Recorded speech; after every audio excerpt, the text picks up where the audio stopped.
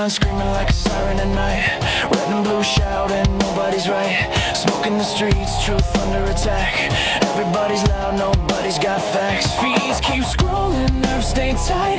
Matchsticks flicked in the dead of night. They sell fear, cheap package the lies, while the clock keeps ticking, empires on fire. Can't sit quiet while the world's on edge. Lines in the sand, standing on the ledge. No script, no leash, no polish, quiet. Just a voice in the dark and a spark to the wire. This is and I bring the fire. Gonna light it higher. No filter, no fear, I say it raw. Strike the match, let it burn through the fog. This is and I bring the fire. And I bring the fire. Everybody's selling truth like a brand, buying opinions they don't understand. Talking in circles, screaming online. Keyboard courage, borrowed spines. Yeah, power plays dressed up as peace. Same old wolves with different teeth. But silence is loud when the house is burning. And the fuse is short, yeah, it's still learning. I don't dance for the left or the right. I stand in the heat, I stand in the fight. No strings, no chains, no manufactured choir. Just gasoline thoughts and an open lighter. This is and I bring the fire. Gonna light it higher. No filter, no fear, I say it raw. Strike the match, let it burn through the fog. This is and I bring the fire. And I bring the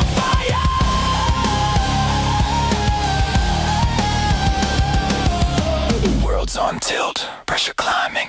Truth don't whisper, it's perfect timing. You can't cancel the smoke, you can't stop flame. Say my name when it hits, say my name. Why? Say my name. Say my fire don't ask permission. Fire don't need a side. Fire just shows up honest and exposes the lie. This is and I bring the fire. Truth hits harder. Burn it down till what's real survives. No smoke, no mirrors, just heat and lies. This is and I bring the fire. And I bring the fire.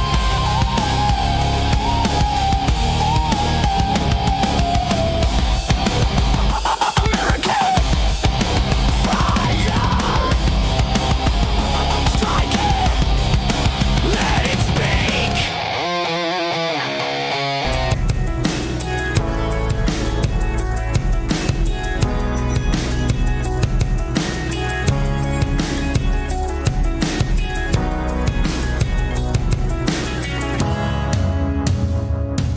What's up, everybody? Happy Tuesday, second day of the work week. So much to get to. My goodness, it's a fun day for those of us in the magosphere, especially because Gavin Newsom, I call him the Gaviner, the Gavinator. He is under investigation and he's so sad. He's so scared. It's a beautiful thing to watch. We're going to have to make fun of him a little bit today while we cover that. Candace is fighting with the FBI, getting exposed. And of course, Trump's out there with the Iran deal, giving us more details as he's over in G7, making Europe big mad. Macron, it's a difficult meeting.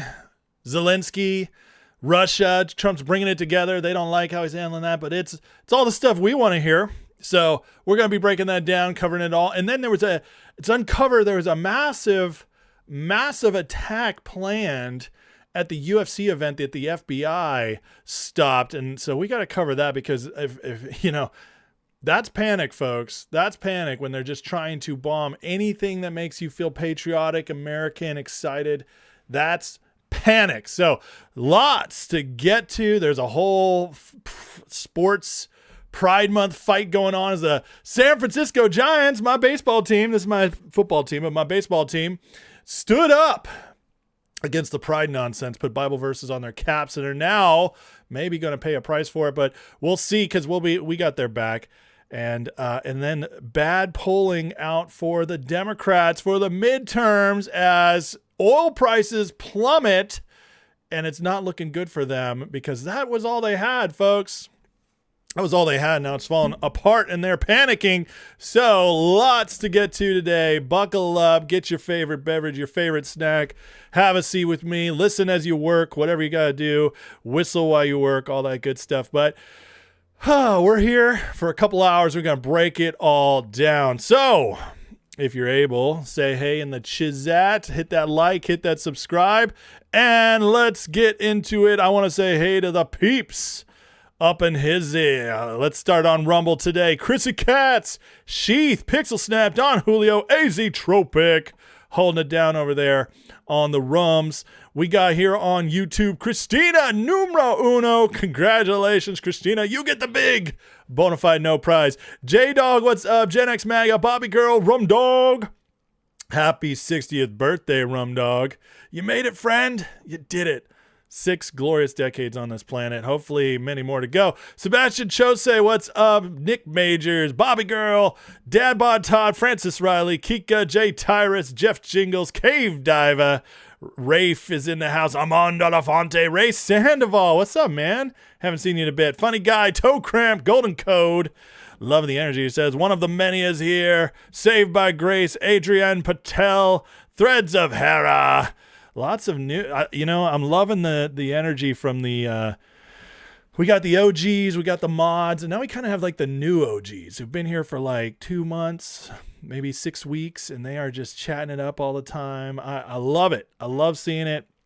Always appreciate the regulars in here, but like the new people as well. Waggo Waco, what's up? Lisa Doxy, Greg Slotton, and Graceful Trippy. So many peeps. I can't call you all out. I'm sorry. We'll be here all day, but loving it. Chris Goodell says, as an Eagles fan, it's difficult to ignore the hat not pass judgment. Well, friend, you're going to have to deal with it because we knocked you out of the playoffs and you guys stole a Super Bowl from us by injuring Brock Purdy. So you're going to have to deal with it. You're going to have to deal with it. I'm sorry. Freenez been here for 2 months. Awesome, Freenez. Let's see here. Sebastian Chose says, do you see the pro-Israel crowd and Jewish commentators turning on Trump? Now they want him to continue the war and escalate, saying it's going to be a bad deal. It never ends. Well, there's a lot on both sides, I got to say. And I got to tell you, because everybody seems to be mad, including the neocons, and the left, that means it's a good deal. When you made everybody wrong, everybody who's wrong on both sides mad, you've got a good deal. So, but we'll talk about that more as we get going here. Rum Dog, you feeling 60 today, buddy? How's it going? Let's see. DI hires here with Shogun. Thank you, Shogun. You're the main moderator today since you're numero uno. The theme song reminds you of stuff you listened to before bull riding. Get amped, baby. Get amped. Dog, I appreciate you. You can ignore anything. Your daughter's a millennial. Well, unfortunately, I'm a millennial too somehow, even though I definitely get along better with Gen Xers. But it is what it is. Yeah, we don't talk about that, Jay. That is a painful moment for me in my life. Tanya says, love the show. Wish and pray for more people here. Oh, well, thank you so much. I appreciate that. The best thing you can do is like, subscribe, and share. If you're on X, you can repost. It gets the word out there. If you watch my other videos, the clip videos I do, hit that hype because it doesn't let you hype on lives apparently, which is always good at times. There's so many things I would fix if I was in charge of YouTube, Rumble, all that. But we do what we can, but got a lot to get to today, folks. So I'll give you guys another minute or so to roll in, give everybody a chance to get situated. But before we begin, you guys know the rules in the chat. Please light up with your questions, comments, get in discussions. It's a great community we have built here. Amazing people, amazing discussions that go on even while I'm speaking. However, there is one rule. Do not be a dick. No trolling.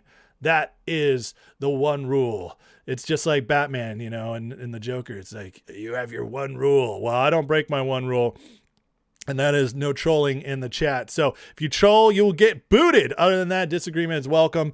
Be honorable, be respectful. I like going back and forth with people who disagree. I just don't tolerate disrespect. That's not going to happen in this chat, because if you're disrespectful, it means you're not open-minded, and so you don't need to be here anyways. It means you're going to, you're going to be rude to the peeps in the chat, and we don't want you. We don't want you. So, but everything else, all good for it. Leave your questions, your comments, please. Tag me if you're trying to get my attention in between segments. I will stop in the chat to reach out to you guys, connect with y'all. And as always, if I can't see you, the one way to be guaranteed is to support the channel with a super chat, and I will guarantee you your question or comment will be read and answered. Other than that, thank you for your attention to this matter. Alrighty, folks. You guys ready to get into it? Oh, man. So we're going to start, even though I led with Newsom. I'm going to leave him a bit. I'm going to let you dangle on that one for a bit. We're going to start with the we're going to start with the Iran updates with G7 and what's going on in the deal, because people big mad, and there's lots of lies going out there. Lots of lies going out there about it, because they can't fathom Trump getting a win like this. It's going to make them all very, very upset, big mad. And, it is what it is. They cannot tolerate Trump ever winning anything. So let's get into it. As of yesterday, Trump is at the G7. He is going and talking with many leaders, including Macron, the Qatari leader, UAE, and he's making the rounds right now, causing a stir. While he's doing that, JD Vance is out on the trail talking about the Iran deal, giving us the latest updates. He is actually on The View right now as I speak, or he just ended, which I cannot wait to see more clips from that. But regardless, Jesse Waters, who I tell you guys all the time, Fox, you can't completely trust Fox. It's run by the Murdochs. They hate Trump. But I will tell you this, because they know their audience, they are more likely to get things accurate about Trump than other stations, and Jesse Waters is one of the best. Here is the latest, what Jesse had from last night on the Iran deal. I've been briefed on the deal, and it's pretty simple. You immediately upon signing, the Strait opens up, and there's no tolling, and there's no money exchanged. And you're going to get traffic probably restored within the next 2 to 3 weeks. What really made a difference were the airstrikes Monday and Tuesday, and Operation Freedom was covertly bringing oil out, so the Iranians lost all their leverage over the Strait. But the most significant part of the deal is that the Iranians have signed, in principle, to agree for the complete destruction and removal of the uranium. Right now, they can't get it. They have no access to it. It's buried a skyscraper's length deep underground. All 3 sites are inaccessible. And the United States is the only country with the technical expertise to be able to remove it. So we're going to remove it along with the IAEA, and we're going to destroy it, and we're going to bring it out of the country. Interesting. This is something that has been criticized, and everybody's saying Trump can't do it. He did not do this. He didn't make the deal with the uranium. He didn't make the deal with the nuclear. He's giving it all up. This is the propaganda that's being pushed out there, especially from Iranian media, which is funny that we choose to trust them over our own sources. But Jesse here says he's actually been briefed by the White House, and China and America are the only ones who have the machinery to go in and get that uranium. And apparently it's part of the deal. Now, the details of that deal, we haven't seen the actual pages yet, but we'll get to that in a minute. But here's some more from what Jesse's got. And then and only then will there be sanctions relief. Also, they're not going to get any sanctions relief if they continue to fund terrorism. If Hezbollah attacks the Jews have a right to defend themselves, but they will not be getting any sanctions relief. So they have to keep Hezbollah on a leash. And we will maintain our military posture until they give up the dust. That is the deal. And all the details of the MOU are going to be released on Friday after the signing. And the bigger thing in terms of like a regional peace deal, all of these Gulf nations have agreed to invest $300 billion to rebuild the energy infrastructure. Oh, there it is. Now that's the big number that's been going around. Marjorie Taylor Greene was out there. I can't believe we're giving them money. Mark Levin freaking out. Again, like I said, both sides are mad. You got the Mark Levin neocons are mad because we didn't blow them off the face of the earth. You got the MAGA the fake MAGA fagatards like Marjorie Taylor Greene, they're all mad because Trump proved he's not controlled by Israel and they don't know what to do with this. They needed this to be a forever war so they could keep attacking him. So they got to be mad. You have the liberals mad because they're always mad. Anything Trump does that's good, even if it's great for them and great for America, they hate it. So everybody who should be mad is mad. And this is exactly what, I mean, Jesse's breaking it down perfectly. This, again, every part of this deal, as Jesse's reporting right here, sounds amazing. It's about the best case scenario. Infrastructure of Iran, because they've lost $1 trillion through the bombing and the blockade. And that's big because you're going to economically integrate the region. And when you have investments and Iran is investable, you're not going to bomb each other. And it's a lot different already, as you said, from the Iran deal. We have Gulf allies invested. We have no sunset clause. We have the complete elimination of the uranium, so there is no enrichment. All of their leaders have been killed. 80% of the military has been decimated. And you're not going to have bribes. You're going to have them perform, and then they can get paid. And if this is done, which is going to be negotiated up front within the first 30 days after the signing Friday, this could be the crowning achievement of the Trump administration. This is boom. There it is right there. If this goes the way they say it should or could. Jesse reports here, and this is a big deal because this is mainstream media. Fox News is mainstream media, like it or not.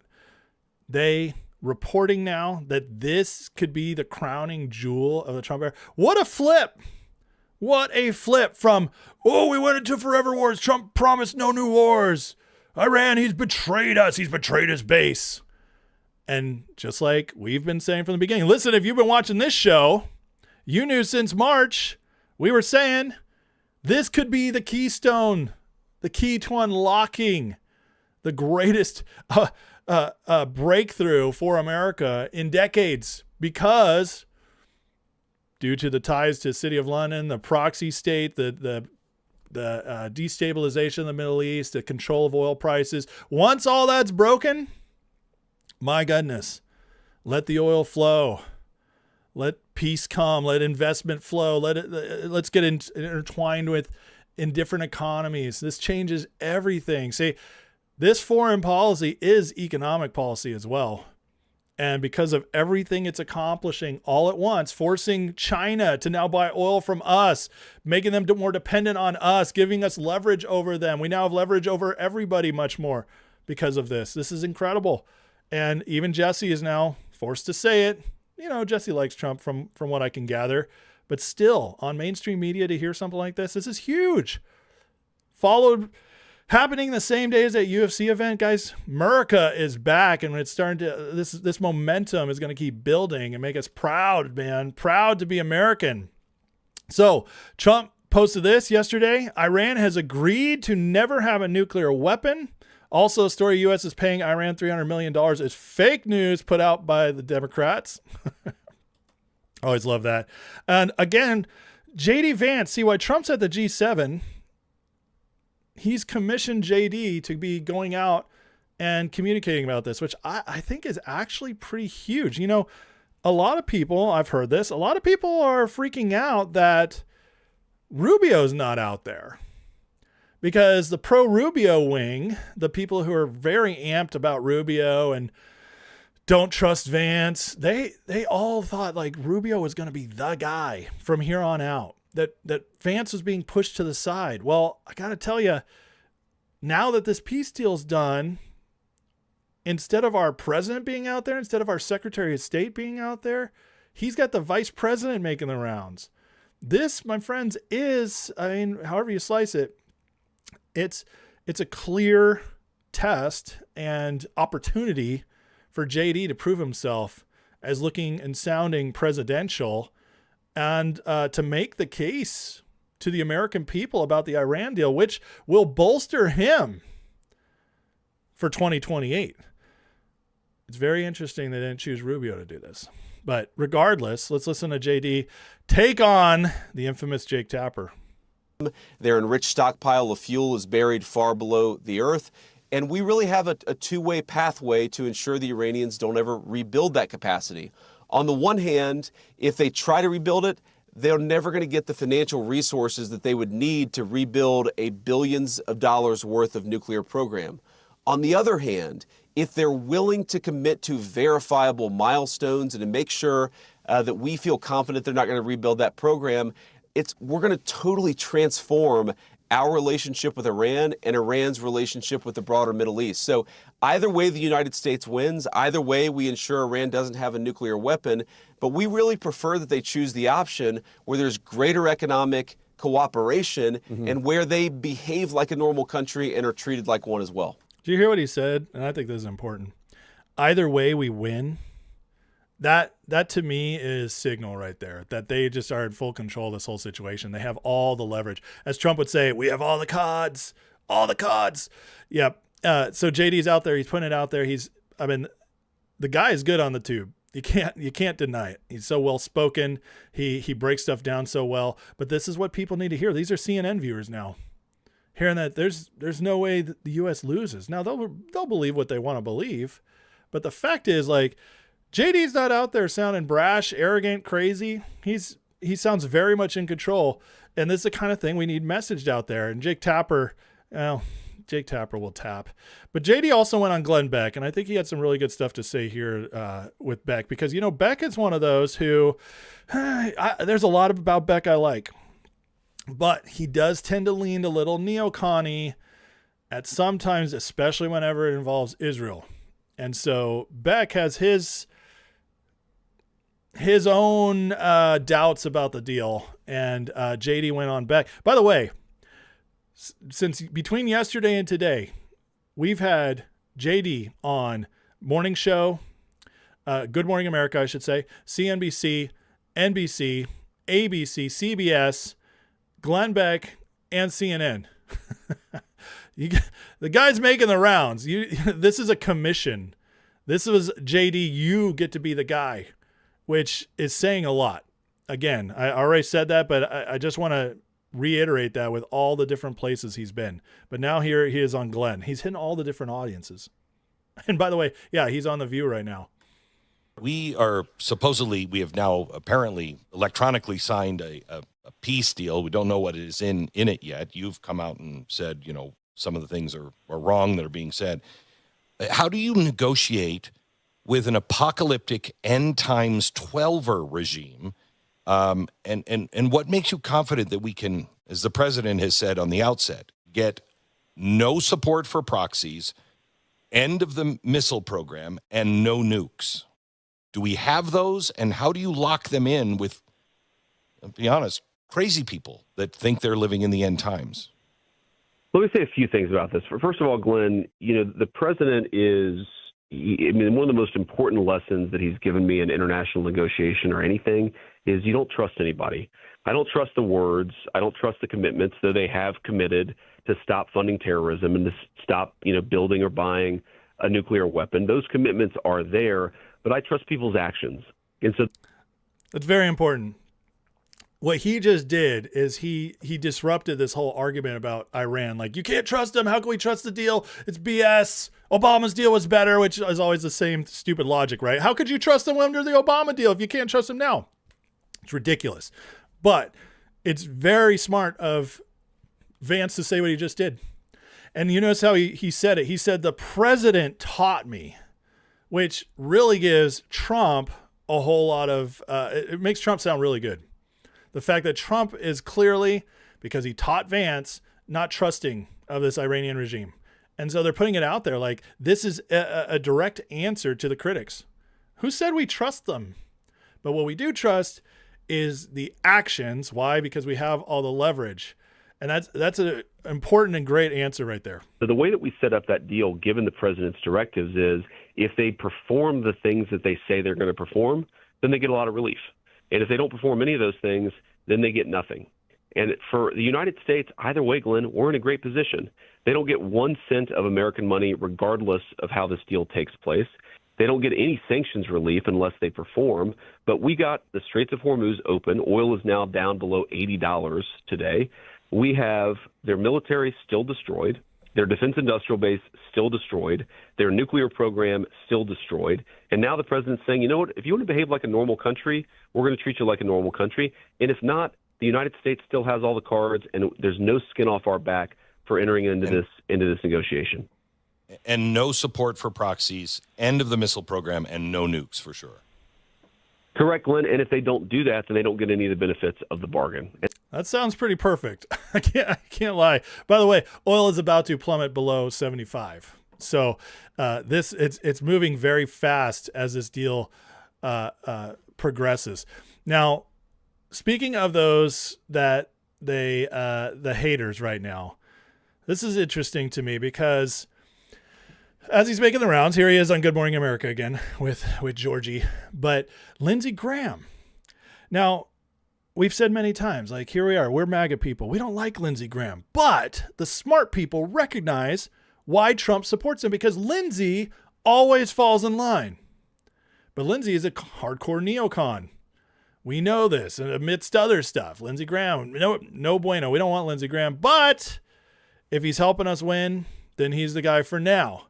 We don't want to trust these the grifter types, what they're picking out. They're like the Mark Lynch that just got obliterated. So Lindsey continues to win. But here is a perfect example of, even though they supported Lindsey in his reelection campaign, Trump endorsed him, that they're willing to call him out when they speak out. And Lindsey, by the way, posted quickly after this, but I want you to hear as they both go, well, Vance and then Trump, I'm going to show you, go after Lindsey by name. There do seem to be some significant differences between what we're seeing in the Iranian media. They say they're going to be seeing release of assets as the agreement is signed. They're not going to sign the agreement unless those assets are released. Is that true? No, George, it's not true. And I'd caution Lindsey Graham and anybody else not to believe the hardliner propaganda in Iran, but to believe. He just made Lindsey Graham look stupid, by the way. See, they don't care. It's like they're not beholden to these people. Okay, we helped Lindsey get elected again, but I'd caution him. Don't believe the Iranians, because basically you're a moron if you do. I love it. I love this stuff because this is the kind of thing that shows the administration constantly just bucking the trends of what they're accused of. All right. And it's like, oh, you're in it with the neocons. No, we just call them out. Oh, you're in it with Israel. No, I just told, Bibi to F himself. Like, none of the narratives ever stick because this administration is the real deal. And everybody keeps trying to want to put them into a box and get you to believe a narrative about what this administration is doing that's evil or wrong, or they're associated with the wrong people. And they just keep proving otherwise. It's as JD just called him out. Here's Trump finding out about Lindsey being skeptical. Mr. President, what do you say to Republicans like Senator Lindsey Graham, who is skeptical of the MOU? Lindsey is skeptical? Yes. I'll have to talk to Lindsey. He'll be in big trouble. Lindsey's good. Lindsey's fine. He's not skeptical. He's just fine. Look, this agreement covers something very nicely. We're not paying for anything. We're not doing anything. The markets now are higher than they were when we started. Remember that. The stock market now is 2,500, maybe even more than that, points higher than it was when we said it's pretty. Let's go back to the beginning real quick. Listen exactly how he covered this. This is hilarious. It kind of tells you who's daddy in this relationship. Yeah. President, what do you say to Republicans like Senator Lindsey Graham, who is skeptical of the MOU? Lindsey is skeptical? Yes. Trump he's so surprised. You can see he's kind of like, really, Lindsey, you're going to speak out against me? I'll have to talk to Lindsey. He'll be in big trouble. I love it, man. He'll be in big trouble. I'm going to talk to him. And then, of course, Lindsey Graham posts today, falling in line. So, it tells you all you need to know. So with all this going on, the Trump team is just winning like crazy because the latest narrative that's been coming out is, as all this gets settled, it's still too late. Trump stayed in too long. Too late. 5 months to go until the midterms. It's too late to turn around. Well, as usual, the doomers predictions are always wrong. Oil will take a while to get going again. LNG will take a while to get going again. Well, instead, Qatar comes out today and 50% of its natural gas will be up in just 4 weeks and 80% in 2 months. This is much faster than they all predicted it would happen. So this is going to go down really fast. And oil is the same thing. So, but Trump, going back to the uranium, here's Trump. And now remember, everybody is waiting on this because uranium won. This is the real reason we all believe Trump wants to get the uranium. And again, as part of the deal, Trump reiterates, we don't have anything to worry about with the uranium. A plan for the enriched uranium that is in the mountains? Yeah, we do. We'll take it. Has Iran said they would welcome the U.S. coming in? How specific? Iran will be just fine. What's happening is that at an appropriate time, there's no rush at all. We have cameras from space on it. We know everybody that goes there, which is like nobody. The B-2 bombers hit it. The entire mountain collapsed inside it. It's a very tough excavation. Nobody else can do it but us and probably China. They have the equipment. We have the equipment. We're in no rush, but we get it, and when we get it, we'll destroy it. Is that part We're not looking to take it. We're looking to destroy it. We have plenty. A plan? It's so interesting to me that, he keeps saying we're getting it to destroy it, but there's a reason he wants it on top of that. Just like in a post he made about a month ago where he said, we'll bring the uranium home. That was the tell right there. But Trump, as always, shows no hurry. I think the birthday deal should have been a wake-up call to a lot of people, because the fact that this all led perfectly to end up on his birthday, on Flag Day, when we also had the UFC event, that should prove to everybody that they are in control of the situation. I don't know how else to put it. They didn't scramble. There's no impatience. If anything, we could make the case that maybe there wasn't a whole back and forth game the whole time. Maybe Trump was purposely pushing it off. I don't know. That would be crazy if true. But at this point, the way it all lines up, there's either they are in control of this and organizing it all, or there's just something divine behind it all. And maybe it's a little bit of both. But the point is the timing is just insane. And Trump never seems to be in a hurry. And then it just keeps working out this way.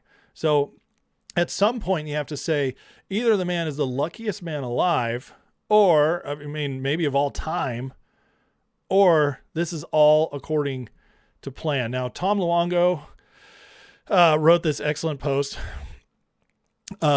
which I think it just really frames things well. He says, at the beginning of the war, I asked a simple question. If you had to pay an extra $1 to $2 a gallon for gas for the few months to ensure you would never be threatened with a nuke from Iran again, would you put that extra money on your credit card?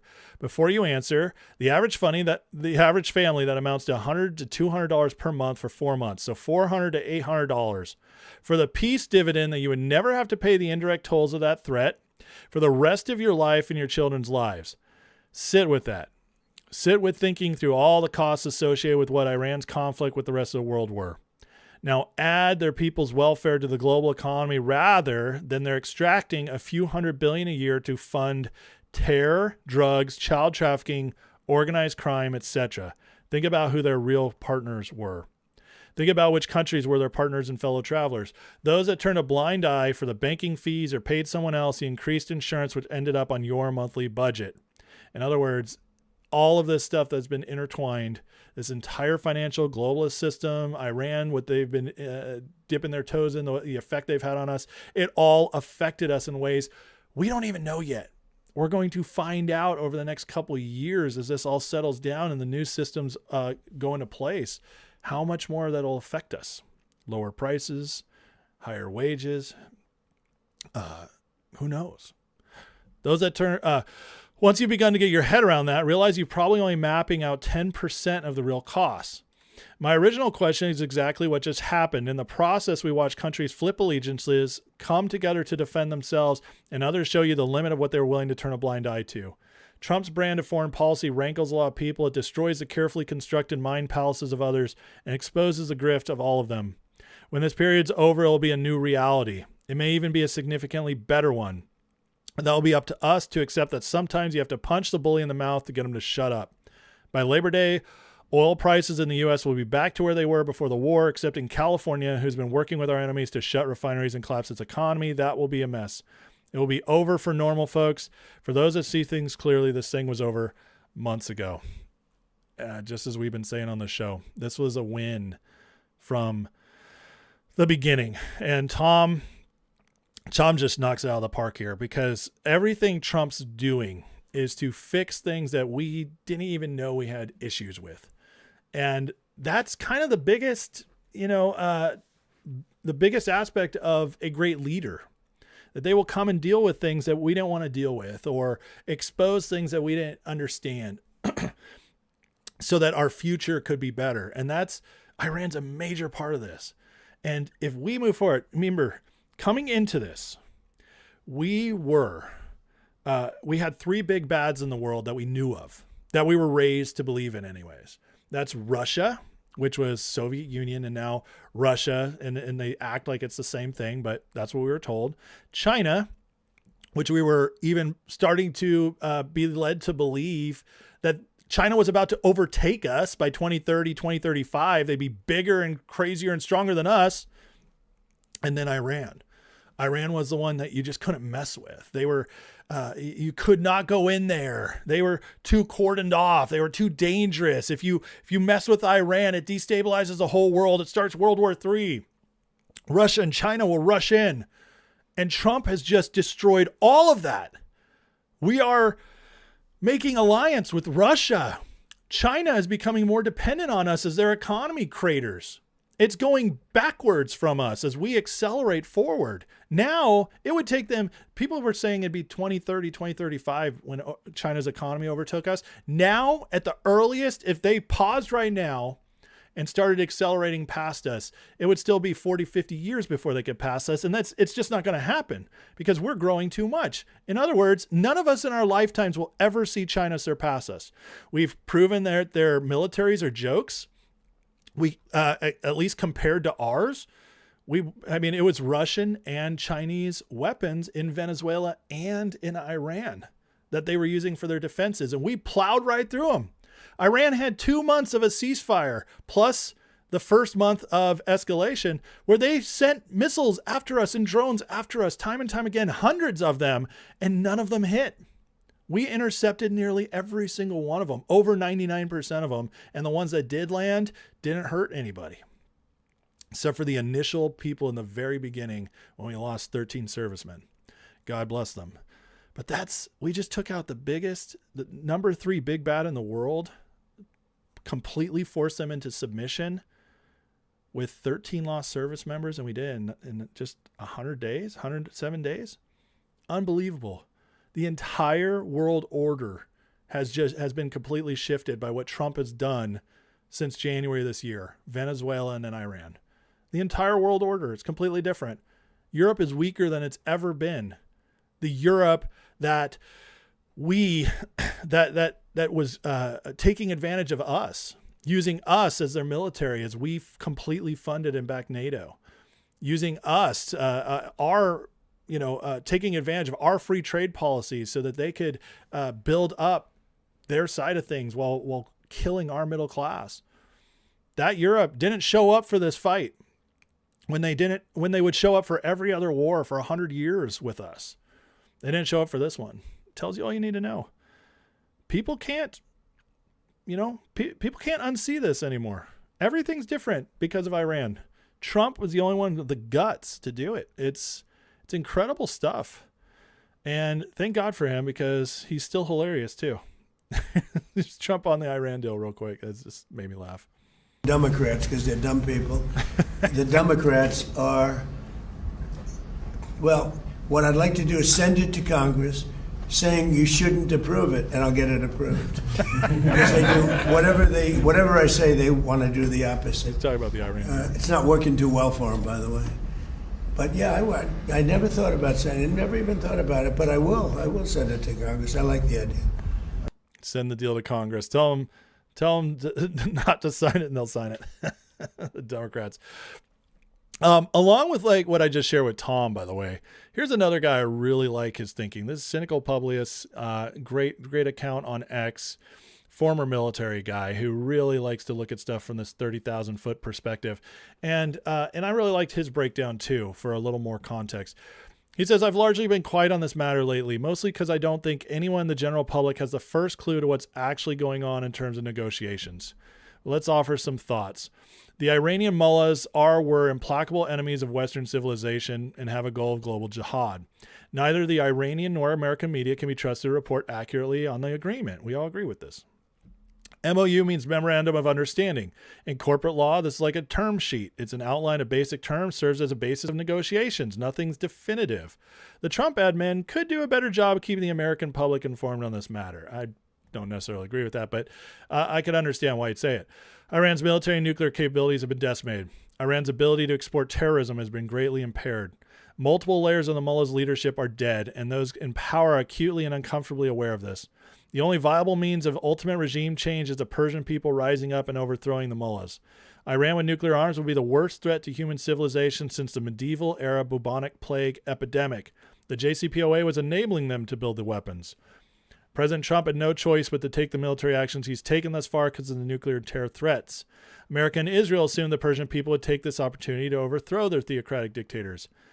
Because the Persian people are thus far collectively unwilling to walk through the regime change, President Trump's faced with a dilemma: either commit ground forces or negotiate with whoever's in power.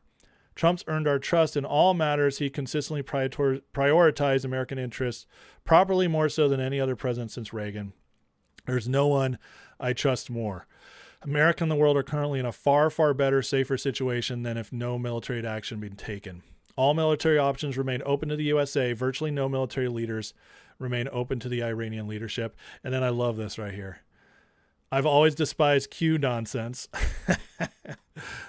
But at the moment, I believe the following words are actually the best course of action for Americans with respect to Iran. Trust the plan. Amen.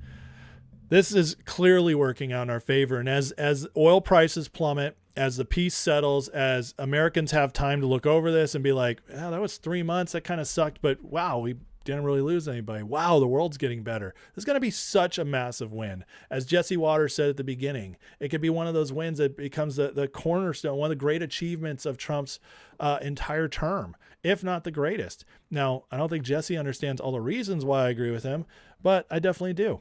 So with all this happening, people starting to wake up to how good a thing this was, how much we accomplished.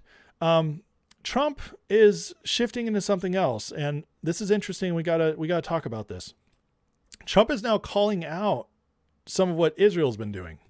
Now, I know in my crowd here, I have Israel supporters and I have Israel haters. And I gotta tell you, I'm always in the middle. Israel is a country doing what's best for them most of the time. They have strong City of London ties, especially through MI6 and Mossad, the connections there. And they do stuff that's sometimes not the best for us. But at the same time, it makes sense for us to be an ally of them. All those things can be true at once. And Trump understands this better than anybody. It's why he infuriates the Zionists who believe Israel can do no wrong and Israel should be allowed to do whatever it wants. And he infuriates the people who hate Israel because they think Israel can do nothing right and that we should want Israel to be destroyed or taken away, and they stole from Palestine, all this nonsense. He infuriates both sides, and that's exactly where we want to be. But because of this, I believe Trump is actually the one calling true balls and strikes on Israel, and he's the person to trust most. But this is very interesting on how he calls them out in this segment. What are the expectations for Israel? Can this deal survive if Israel attacks Lebanon? It can, and I consider that the minor war. Iran's a big one, but we have that little pinprick out there that constantly rears its head, and that's Hezbollah. And I was very responsible for Syria, and the man that's running Syria now is a person that I put there along with President Erdogan and some others. He's done an amazing job of pulling it together. He's not a Boy Scout, but he's done an amazing job of pulling it together. And he is very good with Hezbollah, does not like them. And I'll tell you what, Israel's fighting Hezbollah too long and too many people are being killed. And you don't have to knock down an apartment house every time you're looking for somebody, because there are a lot of people in those apartment houses, and they're not all Hezbollah, that I can tell you. And I suggested to Israel to let Syria take care of Hezbollah. Because to be honest with you, I think they do a better job of doing it. That is fascinating for a few reasons here. Obviously, we've had a lot of issues with Syria over the years. And there were some terrible things we did in Syria, especially under Obama. But for Trump to say that, I think he's trying to give Israel an out, because he knows, and I mean, we've seen it. You can see the videos. Does Israel have the right to attack Hezbollah? Absolutely. Does Israel have a right to defend itself? 100%. Hezbollah is evil. Like, nobody's going to cry when Hezbollah gets blown up at all. But Israel sometimes is quick to pull that trigger, and they have killed innocents, and Trump actually basically just admitted that. You don't have to blow up an apartment complex full of people that might not even be Hezbollah every time they attack. That's a very interesting phrase from Trump. And I think what Trump's trying to do right now is give Israel an out and say, look, guys, I'm trying to protect you, because now with us pulling out of Iran, with Iran handled and America doesn't have a big old threat to go into anymore, then the whole international community is going to be focused just on you and everything you do here. Figure it out, because I won't be able to protect you in the same way anymore, because with Iran handled, our interests won't be as aligned. Hezbollah is a threat to you. It's not to us. Doesn't mean we won't provide weapons, that sort of thing, but we're not getting involved. It won't be as close. And so Trump is trying, I think Trump's giving Bibi a heads up here. You have to figure out a better way. And it was very interesting to hear. And it also, again, proves 100% that Trump is not controlled by Israel. And what I've always contended is actually Trump is trying to help Israel get to a better place. And he's helping to break them free of City of London influence. What does City of London want? Always, forever wars. Keep the war machine going, because they benefit from oil fluctuations. They benefit from shipping insurance, that sort of thing going on around the strait. They benefit. When you research the British and French connections in the Middle East, it's eye-opening. It's very eye-opening. It's like the Iranians, the Khomeinis, have billions of dollars of real estate in UK. That makes no sense, but it's true. It's a fact. IRGC does a lot of its shadow banking with City of London banks, EU banks. These are just facts. And Trump, again, right here, you can either keep it going or bad things are going to happen to Israel if we don't get smarter. And Trump, he had a little bit more to offer on this as well. Are you frustrated with Netanyahu, sir? No, we had a great relationship. We're talking about some end details. I didn't like that he did an attack based on there's a very minor little thing with some drones that were released, and he ends up doing I saw that attack. I saw where that bomb went. Did you see what happened? That was a vicious, that was too much. You can do too much also. But we've had a very effective relationship. Without us, without the United States, there would be no Israel. Without me, there would be no Israel, because no other president was willing to do what I did. I've had a great relationship with Bibi, but now Bibi has to be more responsible with respect to Lebanon. Lebanon used to be a great country. It was a country where you had professors, doctors, lawyers. The great intellect was in Lebanon. Now it's terrible. I would say of all countries, they've been treated the worst. And they can't defend themselves. And they have Hezbollah, which is a problem for them. So, no, I'm not happy with the way Israel has handled themselves with Lebanon and with Hezbollah. They should have been able to do the job faster. It just goes on forever. And when that happens, it throws a negative light on the big deal, and that's the deal with Iran.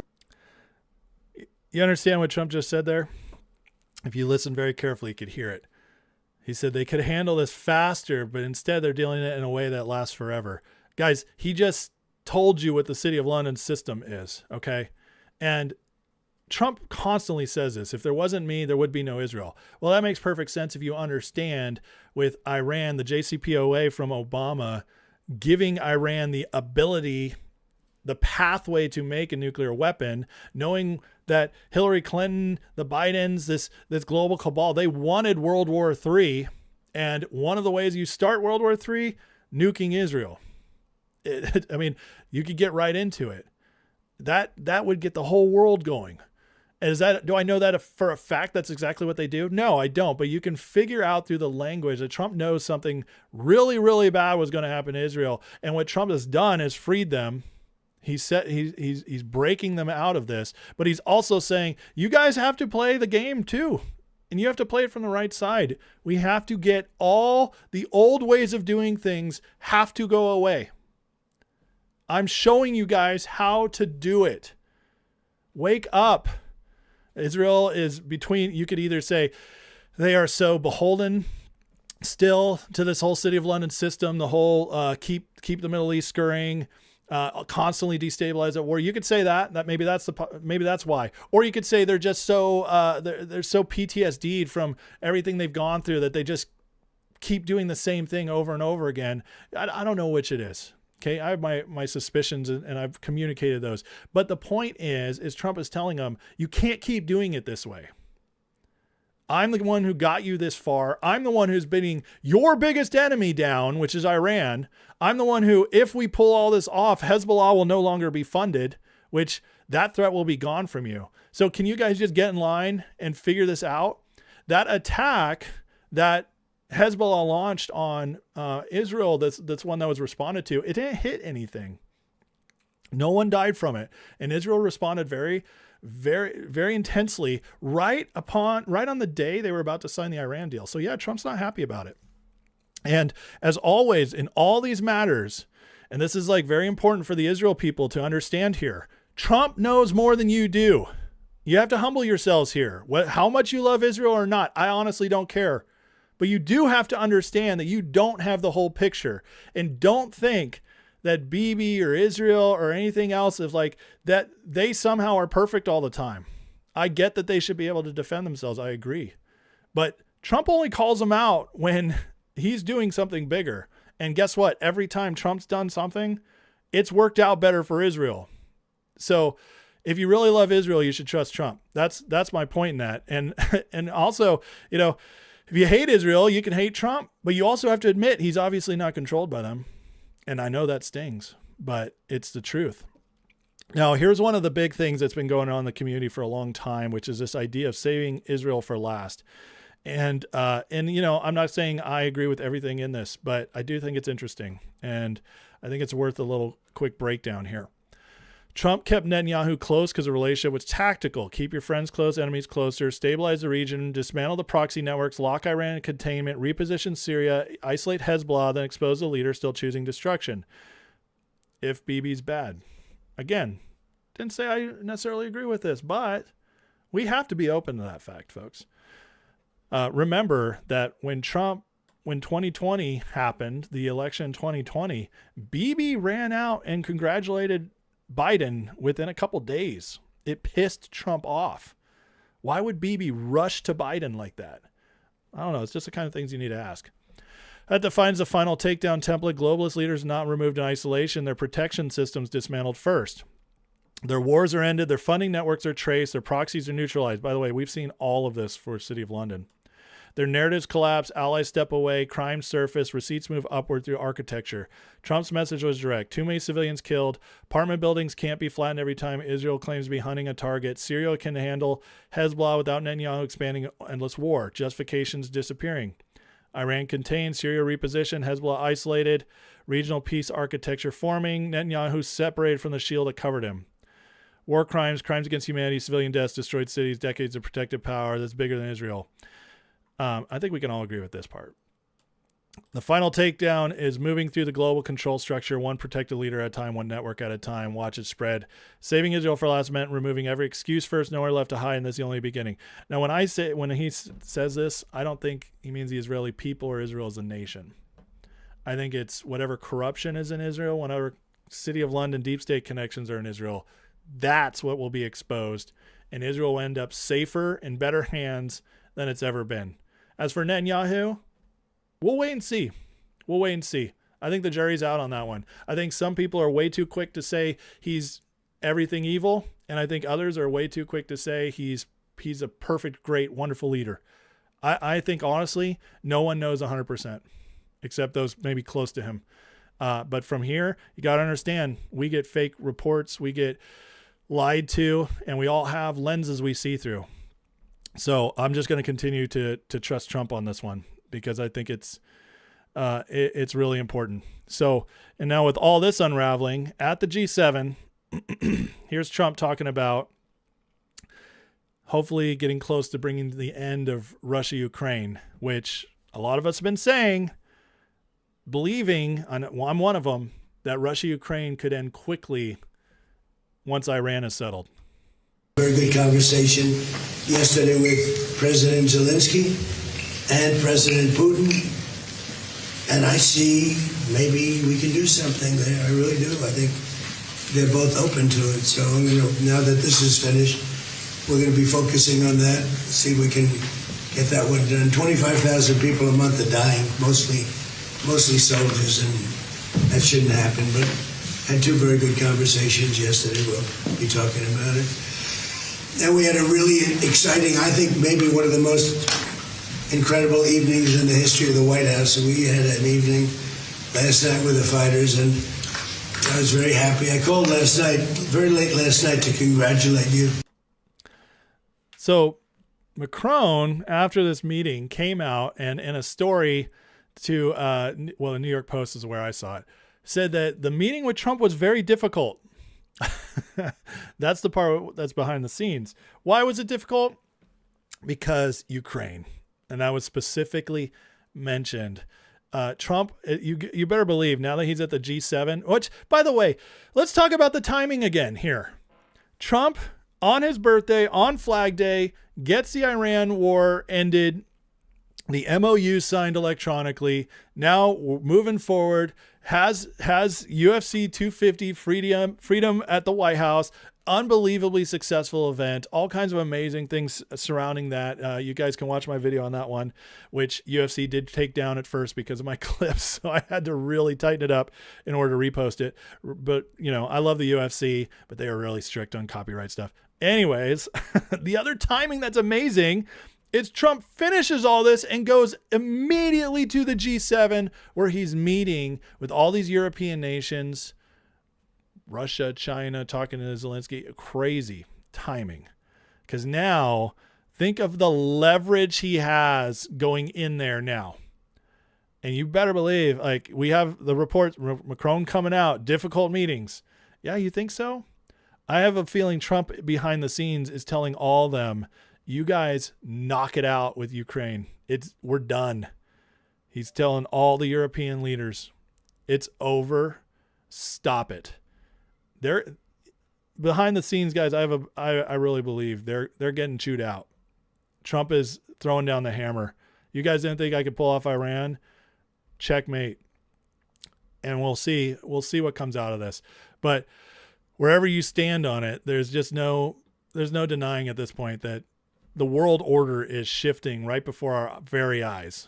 And going back to what Tom said, I think that things are going to be much, much better very soon and for a much longer time.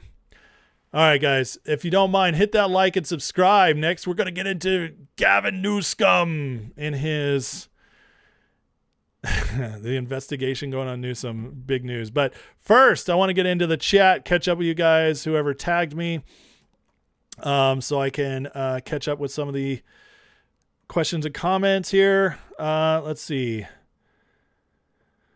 Well, Peter, that's very sweet of you. Thank you. I see your tagged comment. I'm not going to read it because it's just being nice to me, but thank you. I appreciate you guys. I knew talking about Israel would stir everybody up, and that's okay. I'm just going to let you guys figure all that out.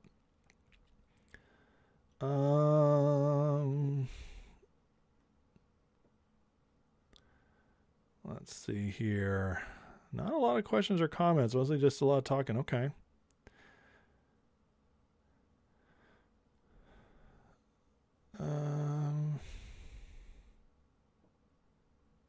Jade says, I believe the post Save Israel for Last refers to going in to remove tentacles of the deep state that has its grasp on Israel, not against Israel as a whole. I agree with that. I don't think Israel as a whole is bad. So,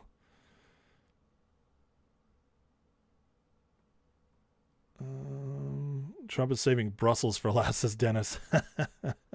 I mean, you could argue that maybe. I think Brussels has been pretty exposed already, though, and they're falling apart. But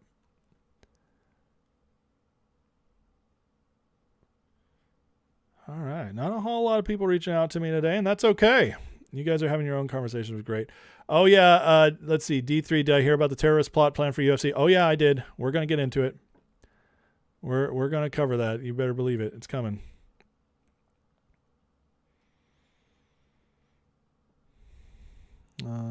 Let's see. Swedish Wallenberg family are behind the curtain. They might be part of it, but I'm telling you, they're not all of it. It's not one family. It's a system. So, DJ Fusion asks, how did I feel about Elon Trump feud? You mean last year? I think it was kayfabe. I think it was I think it was all set up. I really do. Lisa asked, do I think things will ramp up after the Friday deal is complete? I think in some ways, yes. Once we get the details out, that's going to put a lot of the haters to bed. And it's also going to position Trump moving forward.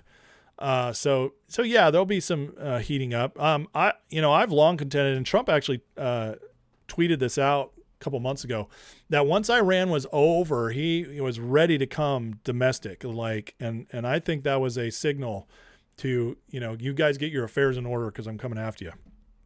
So that's what I think that was. Thank you, Sniped. By the way, guys, if you don't mind, hit that like, hit that subscribe as we get ready to move on to the next segment here.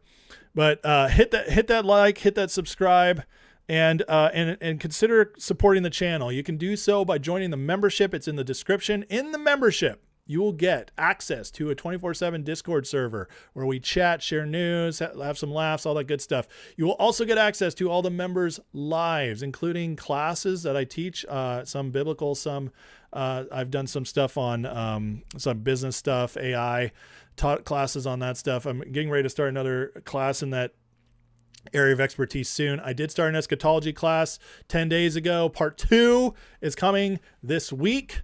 And members live, actually, I'm planning on a members live tonight. I just haven't decided the schedule yet. My wife's out of town, so I got to figure out when I'm getting the kids down. But actually the kid, she took most of the kids. But anyway, so that'll be happening. But you can get that by joining the membership. Click the Patreon link in the description and make sure you use that link, because that way you'll get a free month. And that way you get a month off to test everything and decide if you want to hang around. This channel is fully supported by people like you and the little bit of ad money that comes in from YouTube. But other than that, guys, I don't have a sponsor. I'm not paid by anybody to do this. And that's how we make this channel happen. It's a lot of work to do it. And thanks to you guys. But I appreciate you. So yeah, the Patreon is the best way to do it. Okay. But you can always also support through super chat, stuff like that, if you prefer. All right. Thank you for your attention to this matter. Chessie says, gonna join. Don't do super chat because YouTube gets so much of it. Well, thank you, Chessie. Either way works, but yeah, the Patreon is the best way. So thank you. Plus in the Patreon, you get some out of it as well. All right, guys, going into the next segment, please, if you want to reach out to me, if something you want to ask, challenge me on, respectfully, of course, or just comment, make sure you tag me and I will read it after the segment. All right, let's get into it. Last night, actually, I should say yesterday, Gavin Newsom came out crying to the world that he's being investigated by the DOJ. Oh, poor Newsom. Let's listen to this, and then we're going to get into all the details. But first, the man's tears. In recent days, federal agents have knocked on the doors of family, friends, and former employees. Not because they found a crime, because they're simply trying to find one. They're demanding records. They're abusing the grand jury process, digging through years and years of random documents. Donald Trump isn't just coming after me because of my mean tweets. He's coming after me because I'm considering running for president. Can we all just stop and laugh about that one? This is so funny. Coming from the people who completely went after Trump to knock him out. to try and destroy his candidacy, his presidency, all cheering it, all saying what crook he is. And now Trump's going to do it to us. Oh, cry more, Newsom. Because he, by the way, how scared does he look? Can we just talk about that for a minute? This man, he's slimy snake boy, is always walking around, so confident, so sarcastic, carries himself well, all that stuff. But this does not look like this. This looks like a man who's actually terrified of something he's finding out. Hates that I've consistently called him out over and over again for his lies and deceit. Donald Trump is simply the most corrupt president in American history. He's turned the levers of government into his own personal power ministries to reward cronies and to try to jail his opponents. His personal attorney now runs the Department of Justice, which has repeatedly gone after his political enemies. Ask Jerome Powell. Sent them after James Comey, Tish James, Adam Schiff. Hold on a second. Did you hear who he just listed? It's not like he listed good people. I don't think there's many people, even on the left, who are like, oh yeah, he went after James Comey. That sucks. Adam Schiff. It's like they don't even like these people. They're like, Tish James? Like, okay, so she went after Trump, so she's like a hero on their side. Okay, fine. But yeah, of course he went after these people. It makes sense to you when they're that corrupt. But the fact is so funny, he labels like, it's not like he labeled anybody who you'd say, oh yeah, that person's completely innocent. Oh yeah, that's nothing weird there. That was weird when he did that. Every single person he just named makes perfect sense. That's hilarious. These people are terrible at messaging. He sent them after Tim Walz and a woman. Sorry, Tim Walz. That's the funniest one. That's the funniest one. Walz is just, all that fraud just busted in Minnesota. You try to find like a good example, right? That a jury found Donald Trump had sexually abused. One by one, anyone who has challenged Donald Trump is... That's not true. They found him liable in a civil court. There was never a criminal. And also, that's on appeal, buddy. But again, the lies, they're unbelievable. Ended up on his hit list. And today, I proudly joined that list. So, Newsom, you just proudly joined James Comey, Adam Schiff, and Tim Walz. That's a great crowd there. That's a great crowd. Yeah, gladly join yourself with these people and watch yourself get 5%, even in your primaries. Your people couldn't even believe Tim Walz was picked. Baby Shrek out there. After calling for my arrest last year, Donald Trump directed his Department of Justice to investigate me. And just in the last week, I've learned that his campaign has reached my own home. To get me, he's coming after my wife, Jen. Yeah, because she's a public servant, a woman who's dedicated her life to supporting women and girls. Someone who has done nothing wrong other than having the temerity to advocate for what she believes in. If they can't intimidate me, they'll go after the mother of our children. Donald Trump picked the wrong target. Oh, I bet. We have nothing to hide. Okay. I can't listen to him anymore. I'm sorry. The lies are too much, but can you feel the panic? Californians, you should be happy right now. You should be very happy. But he goes on, he's just going to lie some more, and we don't have to watch. I'm not going to make you guys sit through that. But let's look at a little bit of Governor Newsom and his wife and just how on the up and up these people are. Well, you got Gavin Newsom and his wife, Jennifer Siebel. Girls Club entertainer, entertainment founder and owner. This representation project sent her $1.5 million. Nothing to see there.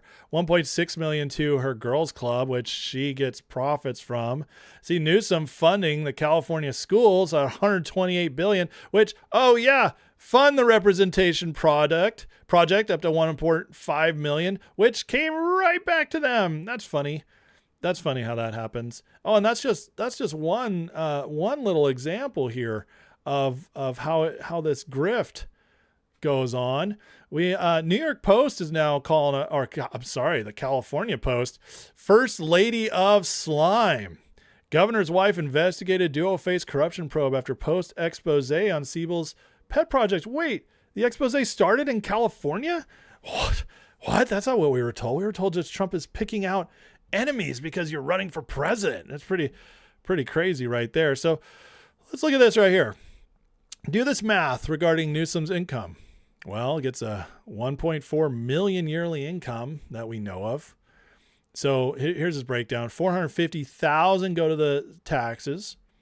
200,000 paid to workers that we know of. 150,000 for that private school tuition. Dang. That's some good private school right there. Hey, it's funny that in California, which is so big on forcing kids to go to public school, it's very difficult to homeschool there. They don't want to trust the public school system with their own kids, of course. 200,000 property taxes, 20,000 at least in utilities. That's $1 million. Well, now you got $120,000 a year mortgage payment for their Sacramento house, $500,000 a year for a new house, which the in-laws guaranteed for them. That's interesting. And that's not including food, clothes, entertainment, and sports for your 4 kids. Let's do the breakdown on this real quick. $150,000 a year for 4 kids. That's almost $40,000 a year for that private school. Dang. Financial disclosures don't show any large sale of assets, and Gavin can't sell assets out of his blind trust anyway, which is where the bulk of his assets are. If the trustee sells assets, proceeds have to remain in the trust while he's in office. Well, shoot, that's a little weird. And even the New York Times is now starting to come up on this and say, Siebel Newsom's a co-founder of California Partners Project, nonprofit that works to get more women onto corporate boards, address the gender pay gap, make technology safe for children. They have to make her sound great first. It's the New York Times. Some of the donors that support California Partners Project are groups with businesses before the state government. For years, critics have raised the possibility of self-dealing. Wow. Did that hurt you to put that in there, New York Times? They do say, but no public evidence. You see how they frame it? The critics have raised this possibility, but there's no public evidence. Well, what about not public evidence? It usually takes a while for evidence to become public, but, I digress. So the DOJ investigating because Newsom has funneled nearly $4 million to herself from her nonprofit. Now that's where that's where that discrepancy would be made up, wouldn't it? Because Gavin's salary doesn't cover it. So get that $4 million. She has taken $1.8 million in salary and sent $2.1 million more to her production company, which she gets the profits from. That's kind of crazy. Now remember, Newsom, chief of staff, just pled guilty to 3 felonies in May. Chief of staff. That's got to be one of your most trusted people. They're in charge of running stuff while you're away. Keep it in charge of running the office so you can focus on the big picture stuff. This has got to be a very trusted employee. Usually someone close to you that you have a lot of connection to. Well, they already pled guilty. 3 felonies just last month. Bank and wire fraud, false tax returns, false statements to federal agents. Oh, and this is my favorite part. This investigation began under the Biden administration. So there goes the entire, Trump's coming after me. That's hilarious. Max penalty for this, 30 years. So there's a reason why Gavin has the deer in headlights stare, the blank stare. He knows this is bad news for him. After all this fun they had for years, grifting Californians, taking on Trump, we're going to use our tweets. I'm going to start a podcast. I'm the guy. I'm the slick guy. They never thought this would happen. They thought the Trump administration would play by the same rules as the nice Republicans in the past, the establishment Republicans who, we'd take all these hits and it was basically like, good game, you almost got me. And then we would never do it back to the Democrats. Well, Trump's a different animal. And Newsom, he be scared with lots of good reasons to be scared.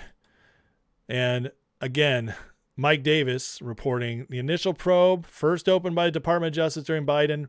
Williamson was indicted on wire fraud charges for funneling money from a dormant campaign account belonging to Xavier Becerra. What? Hey, that's the front runner for governor right now. Is Trump going to take out two birds with one stone? Newsom and Becerra? Former Biden health secretary and front runner to succeed Newsom as governor. Woo! Guys, this could be a lot of fun. Hey, Californians, there's some hope.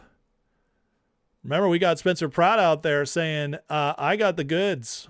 I got the goods on Karen Bass and what's her name? Nithya, something weird. Narnia Raman, something like that.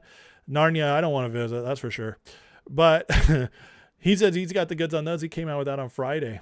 He's getting ready to fight. This is war, said Spencer Pratt. Steve Hilton said he's going to be working with Spencer Pratt. And then this week, we get investigation into Newsom. Newsom, so scared, he's got to come out and make a statement about it. Oh, yeah. And this goes back to the Biden administration, including the next potential governor of California. Guys, if you add all this on top of what could be coming with the Supreme Court decision for the mail-in ballots, California could be looking very different here soon. Very different. As the power structure in California might be completely unwound over the next several months. Now, I'm not getting my hopes up for something massive, but I'll tell you, Newsom looks scared. And if there's anything to this at all, his future presidential prospects are dead. Now, I've been long saying I'm not worried about Newsom at all, but because I just know there's too much junk. People won't accept him. But this is even better than I'd hoped. And then when you're throwing Becerra in on it too, I mean, this is beautiful. Absolutely beautiful. So California, still some hope for you guys. Do not give up, because you never know what could come out of all of this. So, all right, hit that like, hit that subscribe. We got so much more to get to, folks, including we're going to be talking about what happened in UFC, this terror attack that was undone by the FBI, and as well as other stuff looking bad for the Democrats coming up in the midterms. And of course, we got a grifter report as well. But first, let me catch up in the chat. Guys, please hit that like, subscribe, and remember, if you want to join and support the channel while also getting extra content and Discord access, please click the link in the description to the Patreon, where you can join and get a bunch of extra stuff. Let's see here. We got Chessie Smiles. Welcome to the Mega Ace Hole. Thank you for subscribing. You now have full access to all the members' lives here on the channel. Thank you for that. We have, let's see, Klazdas. You think July 4th could be the end of Russia-Ukraine? Now, that would be interesting, wouldn't it? You know, there's going to be a big old rally now at the Capitol in Washington, D.C. for July 4th.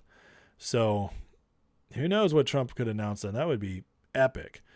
He might move faster, though. We'll see if he can. They are going to fight him hard on Russia-Ukraine. You better say that. Better be ready for that. Let's see here.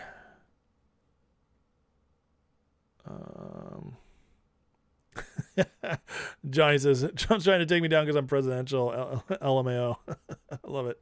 What's up, Cash Ad? So excited you're here. Thank you. Let's see. Anybody else here? 20 years of corruption, says Riff Raff. Newsom projecting. Absolutely. The guy is so awful. I mean, he is. This is like the kind of person you really got to worry about. You know, the guy that is well-spoken and handsome, but also corrupt as you can get. Those are the Manchurian candidate types, which, you know, if Obama was the national Manchurian candidate, and he was, Newsom has been the California Manchurian candidate to ruin that state. But it's not gonna continue. He's in trouble. And what's going to happen one way or the other, in my opinion, is either this is going to be seen through and Newsom's going to be in big trouble, or you're going to see Newsom completely pull out of politics and not run in 2028, and he'll just disappear. Those are my projections. One of those two things. AI says he's worth 30 million. Yeah, because of his trust, but he's not supposed to be able to access his trust as long as he's governor. You know, I mean, part of him in California, you know, he's Nancy Pelosi's nephew. So talk about the California mafia that worked its way up to overtake California and keep it blue and stolen and unable for Republicans to move back up and take back the state. I mean, he is a major part of that. This going back to Pelosi and beyond. So, you know, never forget that, his ties to Pelosi. Mike says, how come when there's evidence that proves a politician is guilty, they're allowed to have the trail by a judge they know won't do anything? I thought Trump would have swept all these losers. I'm not quite sure what you're asking. What I'd say, I mean, I think I know what you're asking. Let me think how to put this. So I think some people, first of all, it's very difficult to get what you want in a court of law against people like this with their lawyers and their money. It's very difficult. Plus, you got to think that they have millions of supporters who either don't know any better or, you know, like Newsom, he has, even if he say is 20% approval for real in a California, well, that's still millions of people. And so when you factor all that together, it's just very difficult to get these people actually put behind bars. You know, and a lot of this money is laundered. Sometimes you can't completely prove it, but they don't want to be taken to court and fight it. So a lot of times it's deals are struck, and maybe he's got goods on something else behind the scenes, and they're heading after something even bigger than Newsom. So there's all kinds of reasons why you might not see a politician or somebody famous go to jail or lose everything over this. But what usually happens is they lose their status and their influence and their power, and they're pushed to the sidelines. And that's usually a good tell that they lost, basically. And they're just never allowed to use their position for stuff anymore. So I know it's frustrating. We'd love to see them all perp walked, but you know, unfortunately, we don't live in the perfect world. We live in the real world. And that's just how it goes sometimes. I think that's kind of what you were asking.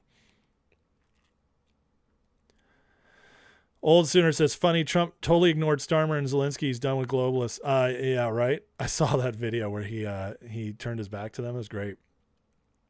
Freenez with the $2 super chat says, California has been run for 4 families for years, right? Is it 4?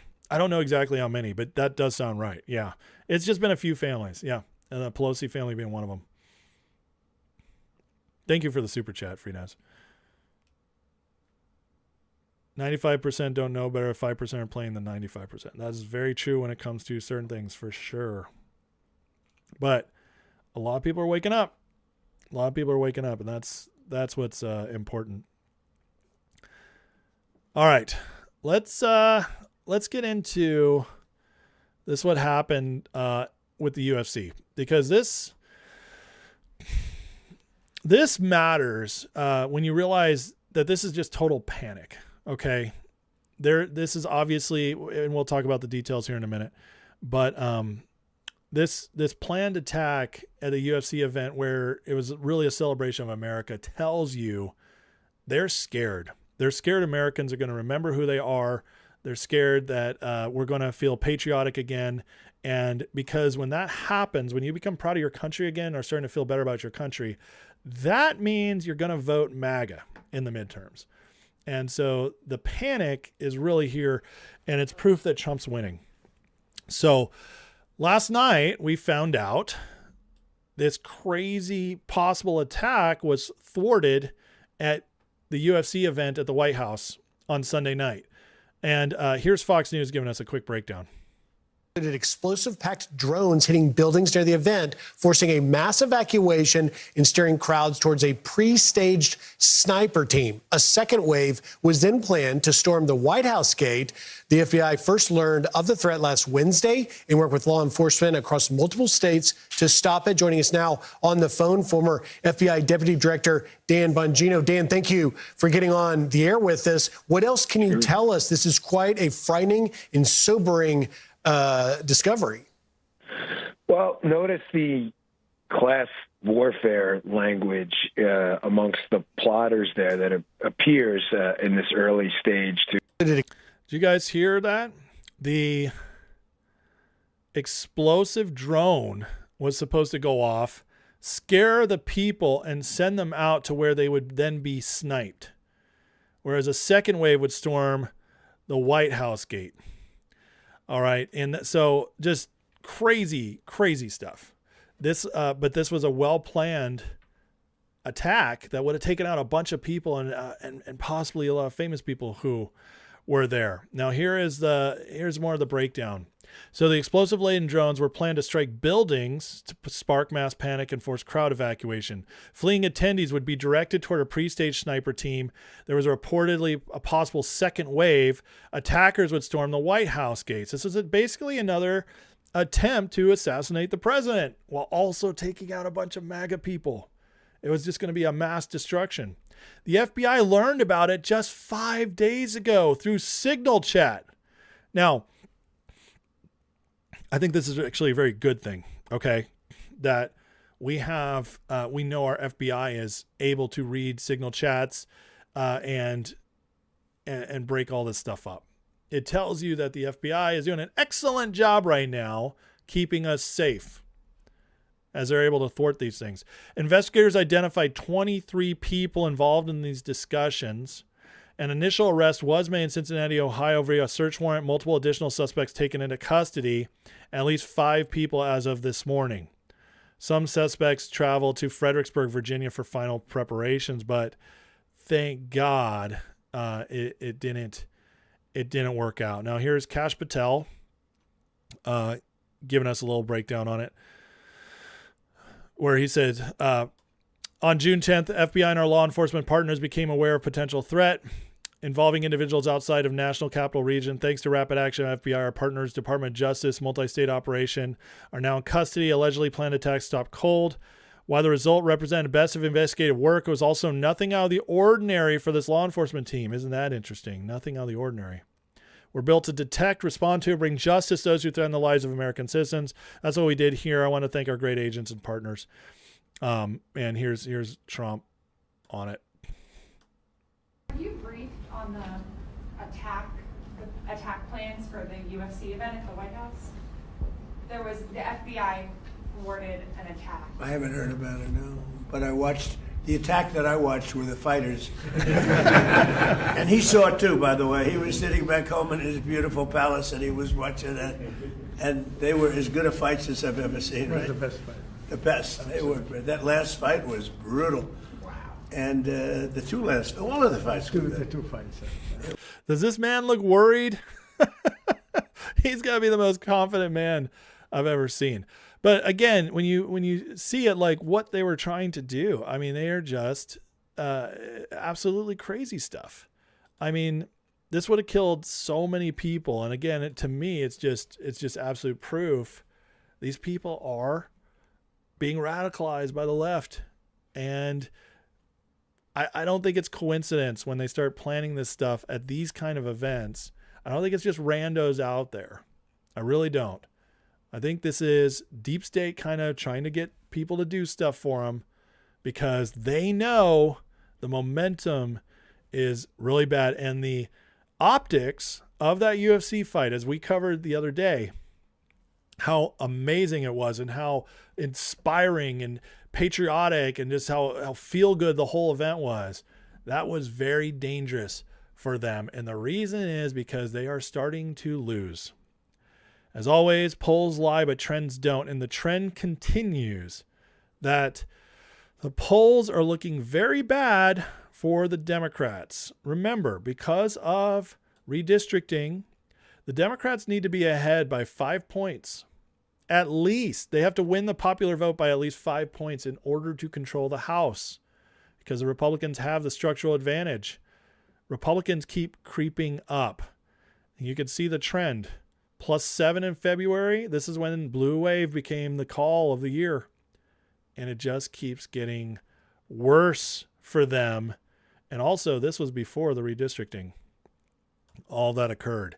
So just gets worse and worse for the Democrats. The trend is getting worse. And by the way, YouGov is very liberal. Very liberal. They always lean these things left. So would I be surprised if the actual polls were Republicans +1, +4? Not at all. These polls always skew blue to throw you off.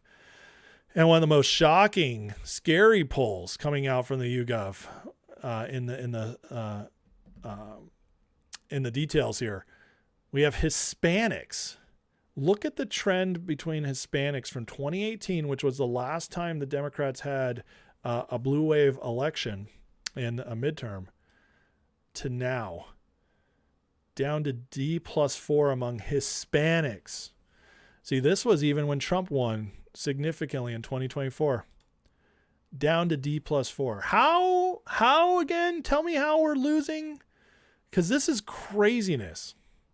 We're talking a minority group is almost completely Republican now, even according to their numbers. So yeah, it makes sense why they would want an attack to come out, because the polls are trending terribly. And in fact, while the polls are trending terribly, the Europeans are over here flooding social media with how much they love America because of the World Cup. Another German soccer fan, Freddie, has also been going viral on X.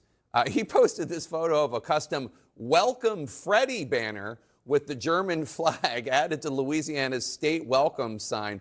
What do you make of all the viral content coming out of this tournament and all the love for the European tourists from the American people as you show us our country with fresh eyes? How much does this hurt Jake Tapper to admit?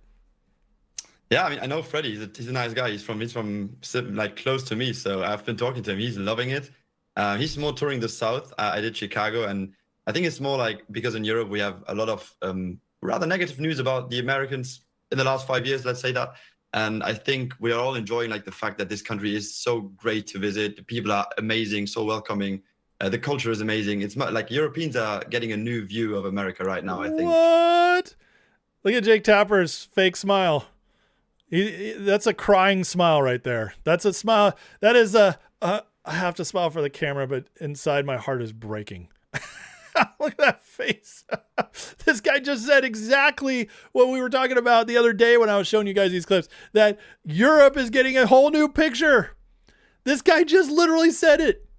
Said, we get all this bad news, but we're finding out, man, this culture is amazing. This place is awesome. Trump's America is great. And Jake Tapper just has to take it.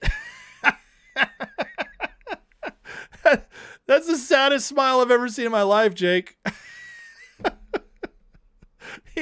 He's just like, oh my God. Sad smile. I love it so much. So the Europeans are coming over here. They're going viral saying, America's amazing. Trump's America is great. Obviously, they're not using Trump's name because they still, it takes the awakening of the process. Let's just say that. You don't just go all the way in.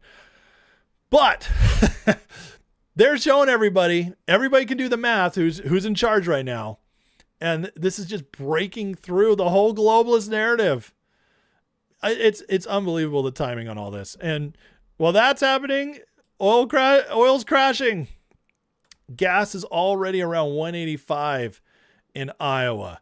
This says gas is at 77, but I believe it's actually now close to 75 because this was this morning. It just continues to crash, and it's going to get lower and lower, guys. We're going to see just huge difference here very soon in oil, which should be very exciting because once those prices get down into the twos again, oh snap, the Democrats are in big trouble. This whole city of London, the globalists, everything they thought is falling. I should say everything they hoped for is falling apart because they are. They hoped Trump screwed up with Iran and got stuck. They couldn't get him to get stuck. They hoped he screwed up for the midterms with the oil spiking, so they jumped on it. And guess what? They didn't gain. They gained a little at first when people were really mad when it first spiked, and then it just kind of stopped, and now it's been turning around, and now UFC's here. Feels amazing. World Cup, awesome. July 4th is only 3 weeks away for the 250th anniversary. Guys, I told you guys at the beginning of the year that at the beginning of the year, we were going to get a run leading up to the midterms, and it was going to be all these events, and then it was going to be the patriotism summer.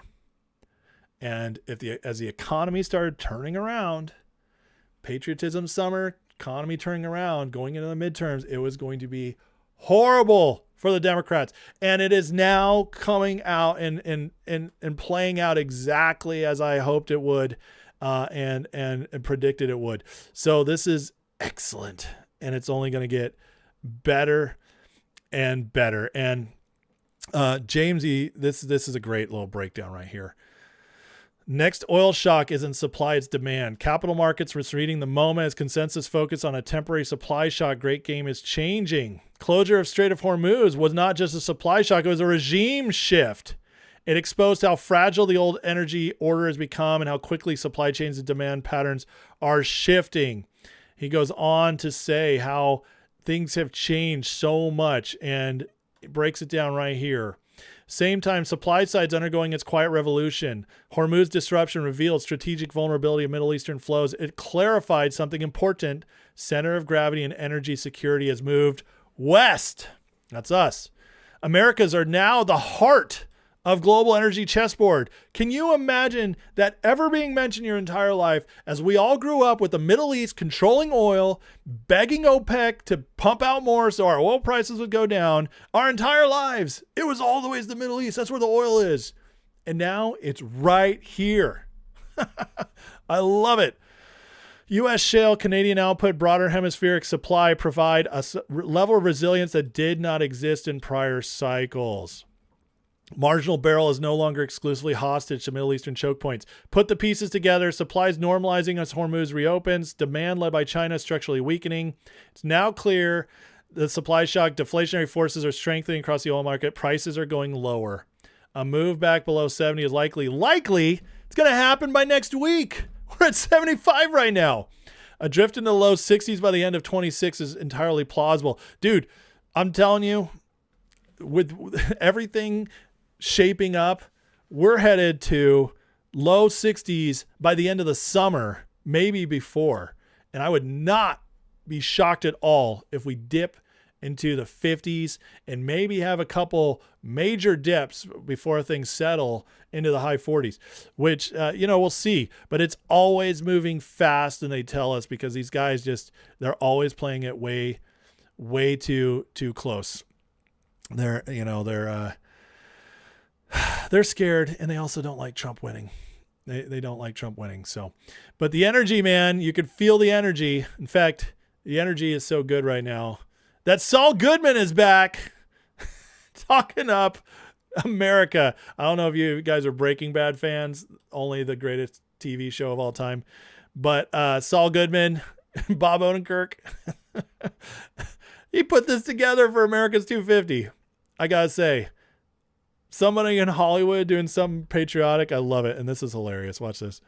Hi, I'm Saul Goodman. Did you know you have rights? Well, you do. Sure, they're old-timey. They were written by a bunch of guys in powdered wigs and knee socks. Boring! But believe it or not, they're still surprisingly relevant. Your rights include, but are not limited to, freedom of speech, freedom of assembly, freedom of the press, freedom against unreasonable searches and seizures, etc., etc. Wow, you lucky so-and-so. Look at you, you got rights coming out the wazoo, all because a whole bunch of good people, 250 years worth, sacrificed everything they had for this awesome wallpaper behind me. Know your rights. And for the love of Mike, don't ever give them up. I'm Mike, and I approve this message. Guys, are we back or what? We are so back. I love it. I love it. We're going in the right direction. And then with all this going on, we got JD going on The View today. And this is the one clip I was able to find before the show started. But JD just breaking it down, man. You got to understand, this is the most hostile audience you can go on to. This is the View's audience, super left-wing libtards, and mostly female. But this right here is so strategic. Now, he's supposed to go there for his book coming out, but I got to tell you, this to me is the Trump administration giving JD room to start building an audience and building bridges, because Trump's going to go down as one of the greatest presidents ever, if not the best by the time it's all done. But JD has something Trump doesn't have when it comes to appeal. And listen to this and listen how well he communicates the MAGA agenda to these people who are going to have to, some of them are going to definitely be taking him seriously after this. This is wonderful. Well, I think that's ultimately up to the voters, right? I think voters have every right to expect as much as possible out of their elected representatives. We certainly know that we were elected on a number of mandates. One was to close the border, which I think we've done successfully, exceeded expectations there. Number two was to lower prices, and there's a lot of work to do, in large part because of what's happened over the last few months in the Middle East. But as you said, oil, which got up to $120 a barrel, now is at $80 a barrel. That's going to be reflected in lower fuel, lower food, lower energy prices. But there's a lot more work to do. The thing that I'm proudest about most, because, as some of you may know, I grew up in one of these towns that was Doesn't he just have that perfect all shucks demeanor? I know some of you guys don't like him, and you know what? That's fine. I think you're going to be proven wrong. But you can't deny the appeal.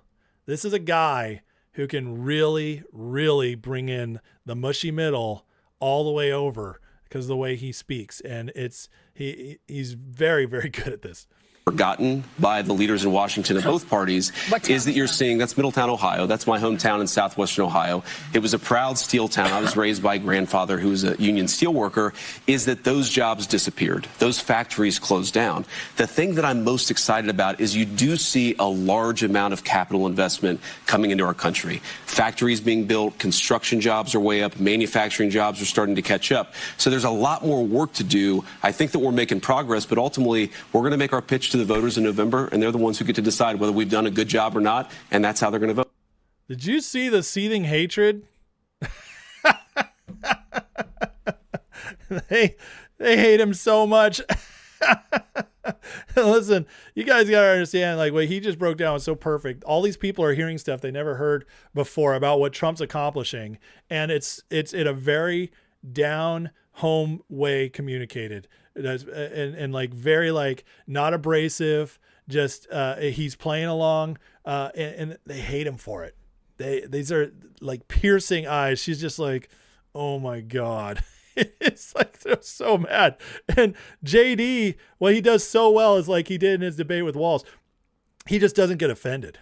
He knows how to handle it so well. And I got to tell you, for me, what I see is a guy who, because of his upbringing and because of what he's been through and gotten to where he's gotten, he's been through everything from crazy poor to a drug addict mom to, abuse.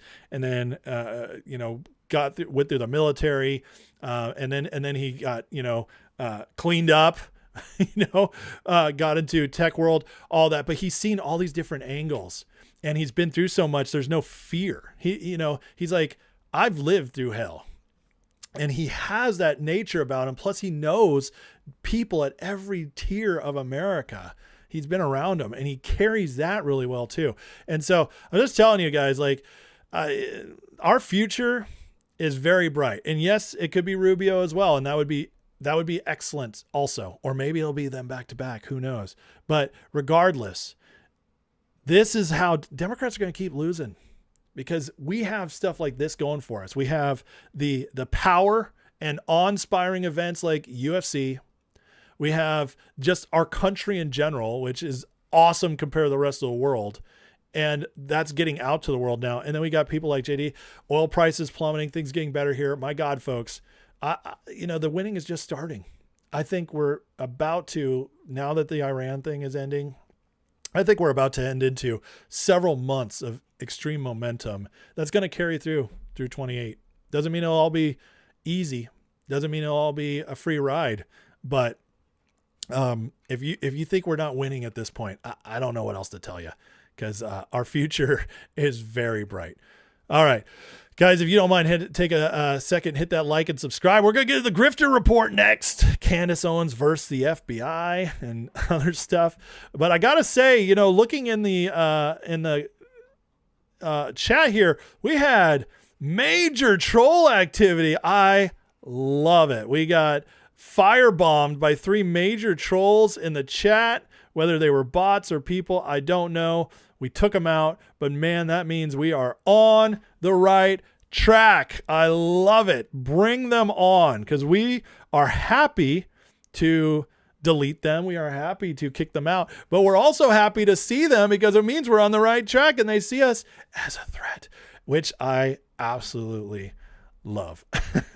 Sniped You Head writes, says the globalists are so sad realizing everyone's seeing through their illusion. 100% they are. They are pissed. They never thought this would happen. Don Julio on Rumble says, cope more. Ree! Let's go back to the glare.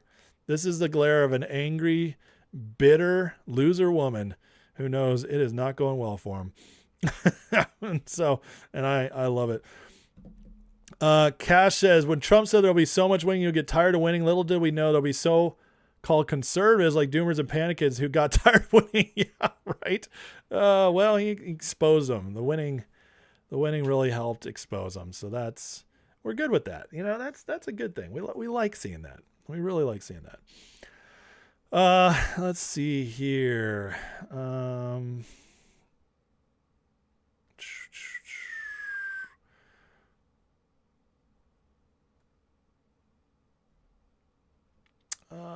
Let's see here. Anybody else? Oh yeah, here we go. Steve says, I seen that look on a chick right before they hook up with that guy. Oh, jeez. JD looks so confident being surrounded by those wild beasts. Wild beasts. Let's see. He got a big panel too, man. Look at that. 6 against 1. All of them. The harpies. Harpies are big mad. Let's see. Freenet says, I'm fine with JD or Rubio. I would agree with that. I'm definitely okay with either one. I think they both offer a lot of great stuff, and Rubio's already said he's not going to run if JD runs. So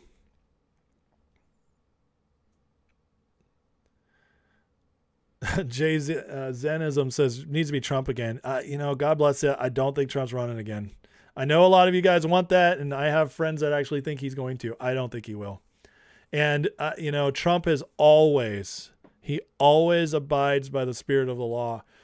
He does that in order to make everything he does last more, have more validity. And I just don't think he'll push it. I just don't think he will. So I don't see it. Well, think it will happen, but you know what? I'd be happy to be wrong. Be happy to be wrong. So let's see here. Oops, excuse me. Violence Poetry said, JD proved during the VP debate that he doesn't get outnumbered. He enters a target-rich environment. He's not afraid. And to Rubio's credit, he's not afraid either. But I will say we had Rubio in 2016 on the debate stage, and he was not good. He performed poorly when he was going up against Trump and Jeb Bush and all them. So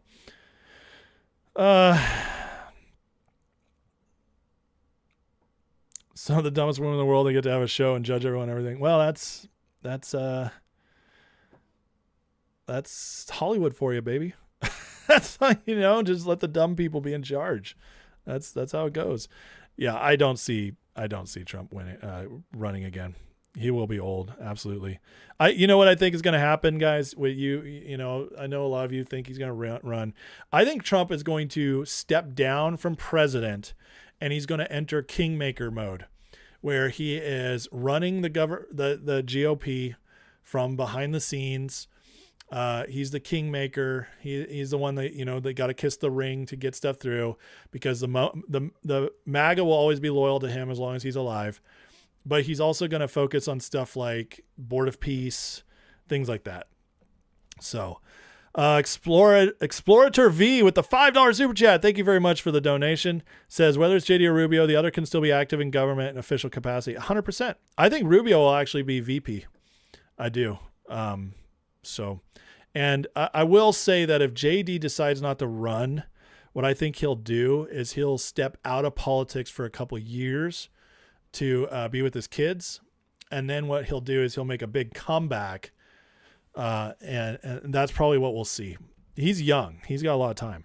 Andrew Thompson with a $10 super chat says, VP JD Vance should have brought catnip to calm him down. I love that. Thank you for the super chat. I appreciate the support. That's great. Catnip. I love it. Good stuff. All right. Let's see here. I agree with you, Fusion. I think he trolls. I do. I think JD is going to, I think it's going to be JD and Rubio as a ticket, which Trump has already kind of alluded to. But all right, guys, if you don't mind, hit that like, hit that subscribe. Again, if you want to support the channel, you can always send a super chat and I'll read it, guaranteed, or you can go into the Patreon link in the description and join the membership and get a free month, try it out, and get into the Discord and the members' lives and other content. So I'd appreciate that if you decide to do so, if you like the work I do here and want to help support the channel. DJT 2028 is hyperbole. Yep. What will Bessent do? Bessent will probably retire and just go be rich. I think a lot of people, you guys, I don't think you guys understand how hard it is to be in this situation with, in the government, what they do. You notice how so many guys who, when they, are in office, how gray they get. It is a very stressful job. Very stressful. Zenism says JD can't be trusted with his past. Look, I've done a whole video on that. I think you should go watch it. I totally disagree with that. And there's a psyop against JD Vance that was started by Whitney Webb and carried on by several others. And Whitney Webb is an asset. She's totally City of London asset. And it was to discredit JD going forward. And one of the things I keep hearing about JD, I'm actually glad you brought this up because I did want to mention this. One of the things that keeps being brought up about JD is, oh, he's Tucker Carlson's pick. He's Megyn Kelly loves him, which he is going on Megyn Kelly's show.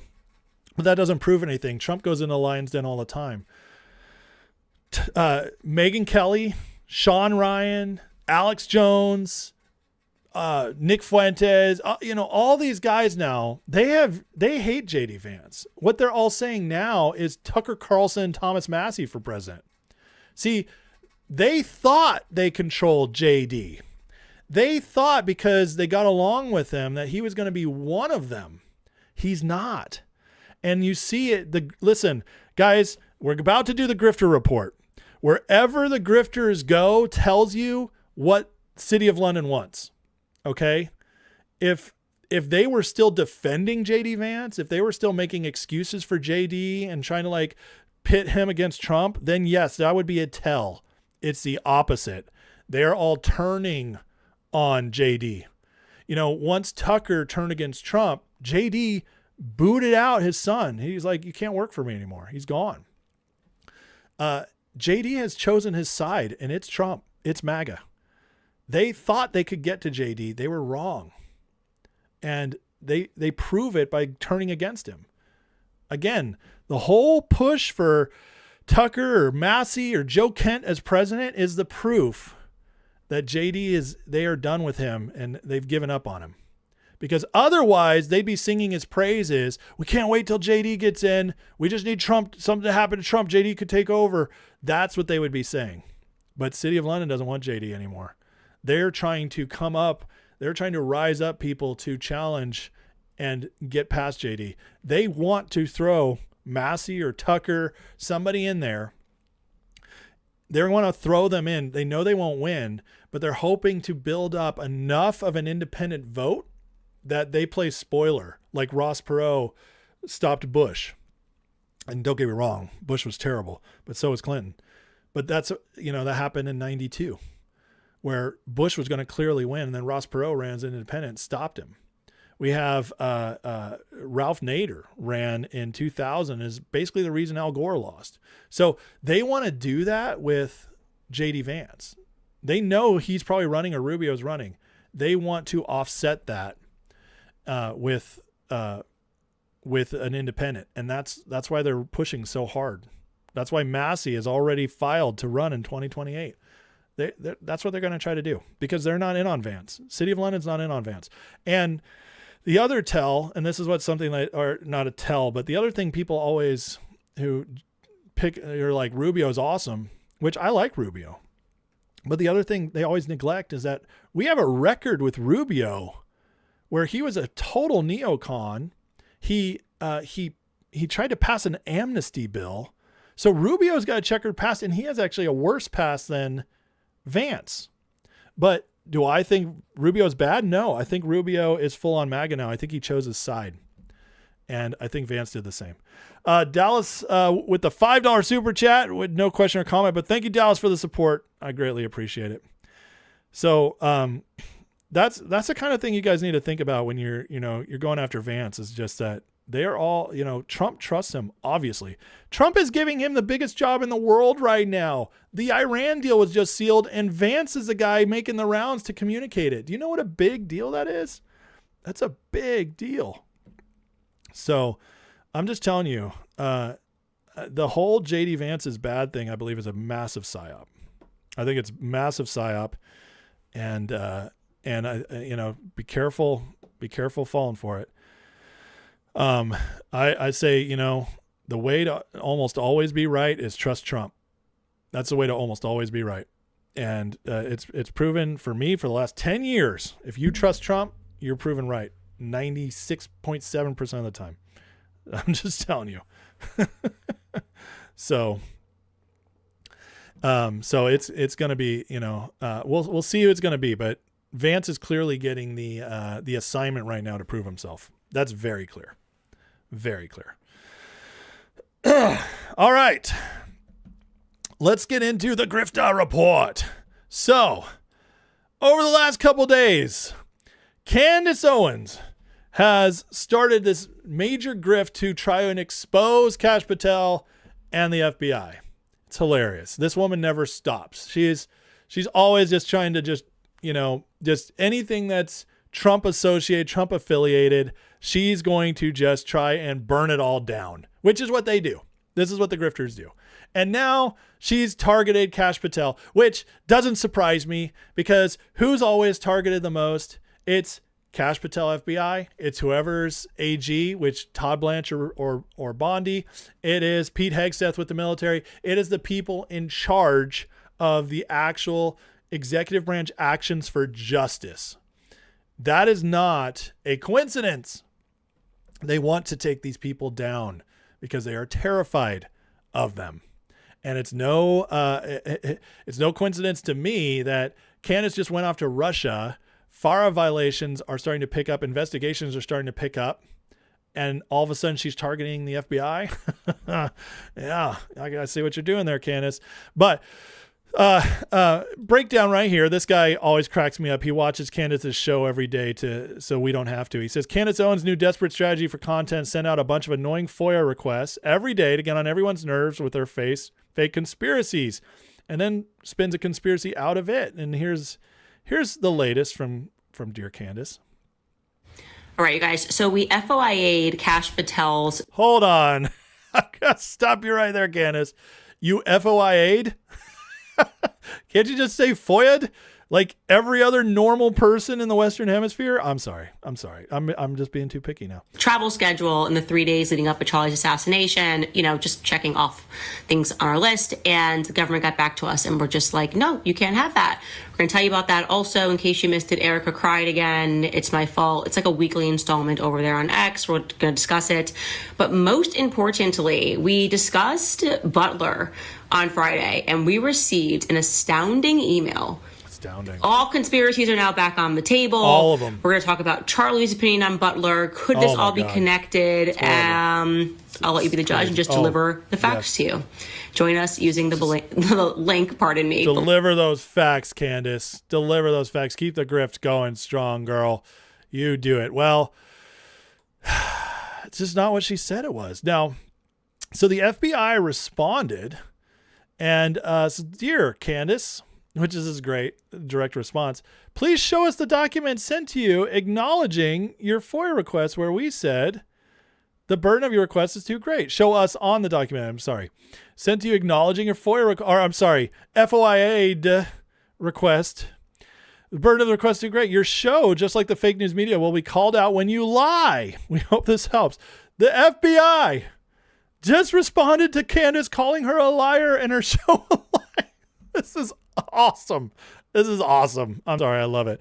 But here they provided the actual document that Candace lied about, where she said the burden is too great.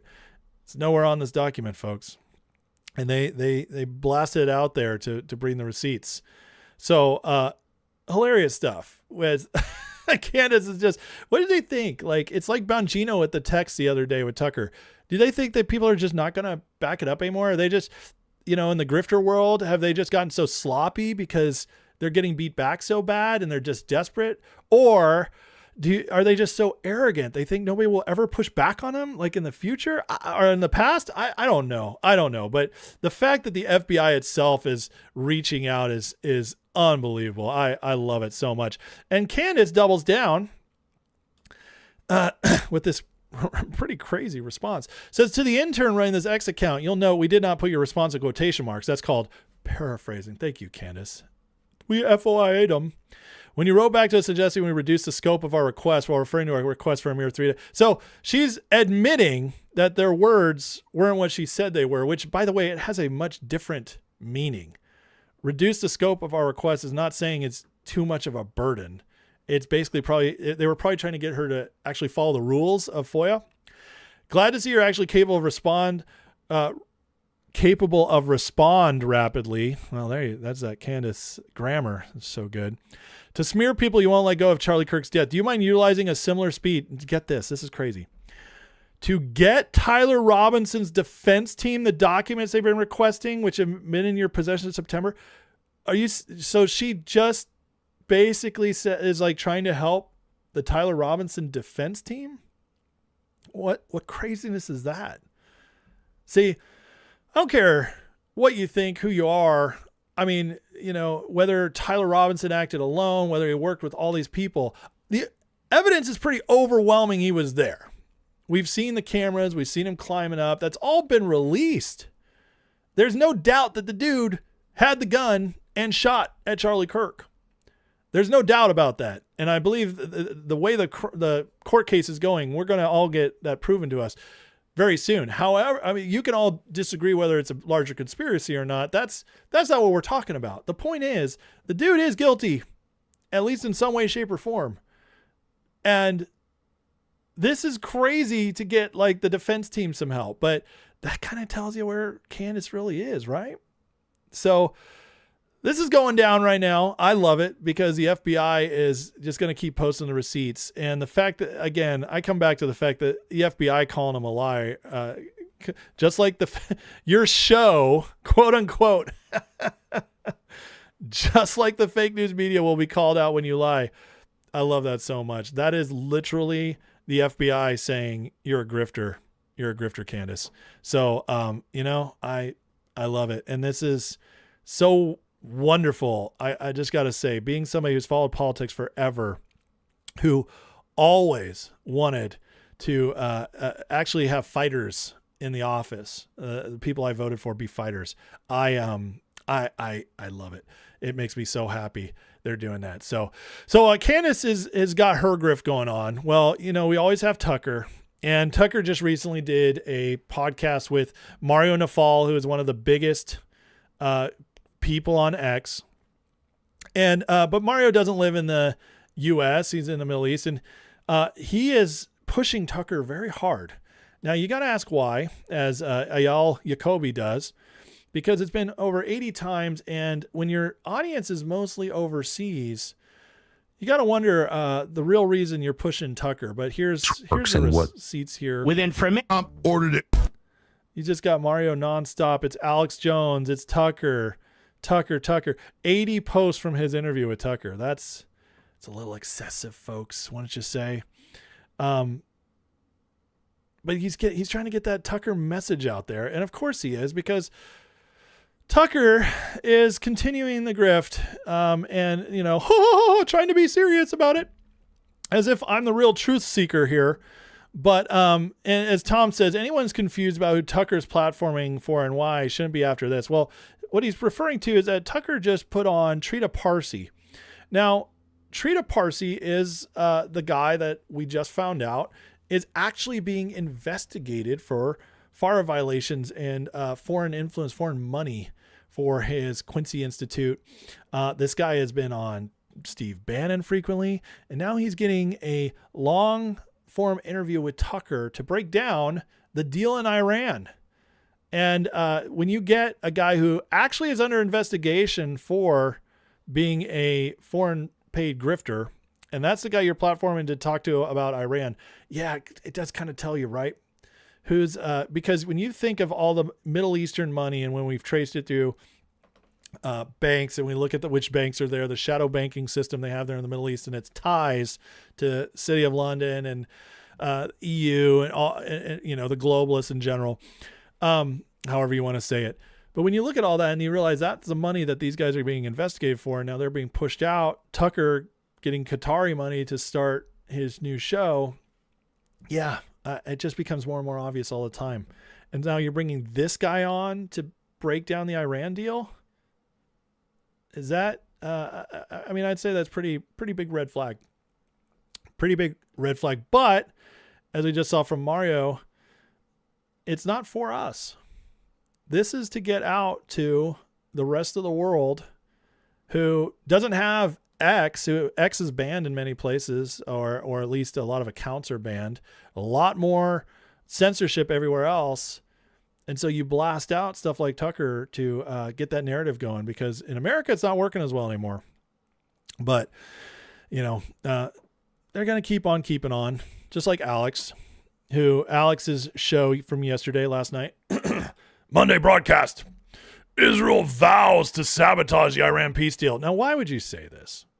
There's literally no proof of this whatsoever. There's just no evidence of it. But again, you got to keep the Israel grift going, because if anybody's going to watch Alex Jones, it's going to constantly be the anti-Semites. At least you always have them, right, Alex? That's who's always going to watch you and Dave Smith and Tucker and Megan now. You guys have all made your bed with them. So got to get your lies out there. This is crazy. Regardless of what you think about Israel, this is crazy. There's no deal to that. There's nothing to this. Holding the world economy hostage. Tell me how Israel could hold the world economy hostage. Please, can somebody break that down for me? I want to understand how the little guy in the Middle East, smaller than New Jersey, been around 80 years, has basically no oil, how they're going to hold up the world economy. That's hilarious. Absolutely hilarious. But, Alex has got to put 75 things on here to get you to watch. He's just hoping you'll watch for one of them. But we got a little clip of it.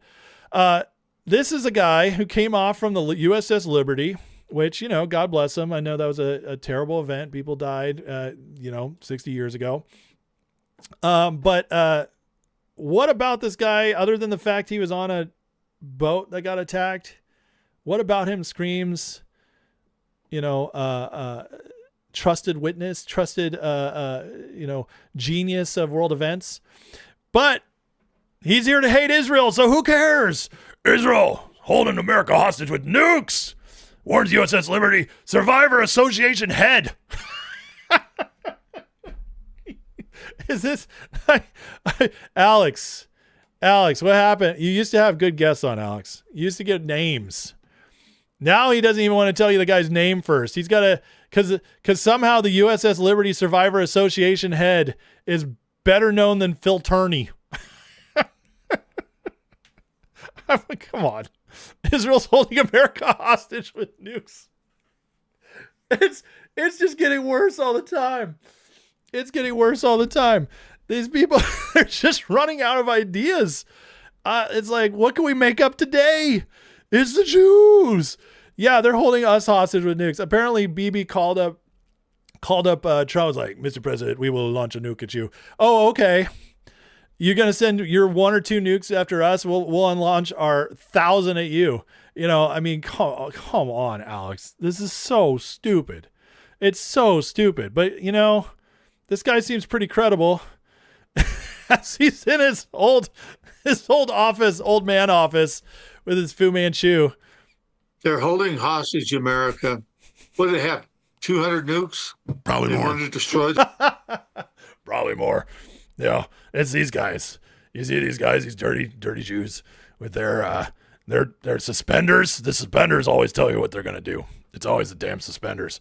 That's probably more though. They're all these nukes. They're gonna take it. Trump is beholden by the Jews. And of course, when this guy doesn't work out for you, you got to bring Kyle Seraphin on. Kyle Seraphin, who said way back in early April, that Kash Patel was on his way out. He had the intel as the fired FBI agent, that former FBI agent. But now top FBI whistleblower joins Alex. Break down Tucker Carlson's claims Trump ordered a cover-up of his own assassination attempt at Butler. Oh my God. It's just, it won't end. Like, okay, so we already got the receipts from Dan Bongino already showed it to us, but you can't let a good grift die. You can't let a good grift die. No. You got to keep it milking it for all you got, especially when you get a chance to have Kyle Seraphin on. The Kyle Seraphin, the guy who has never found a lie he didn't like. By the way,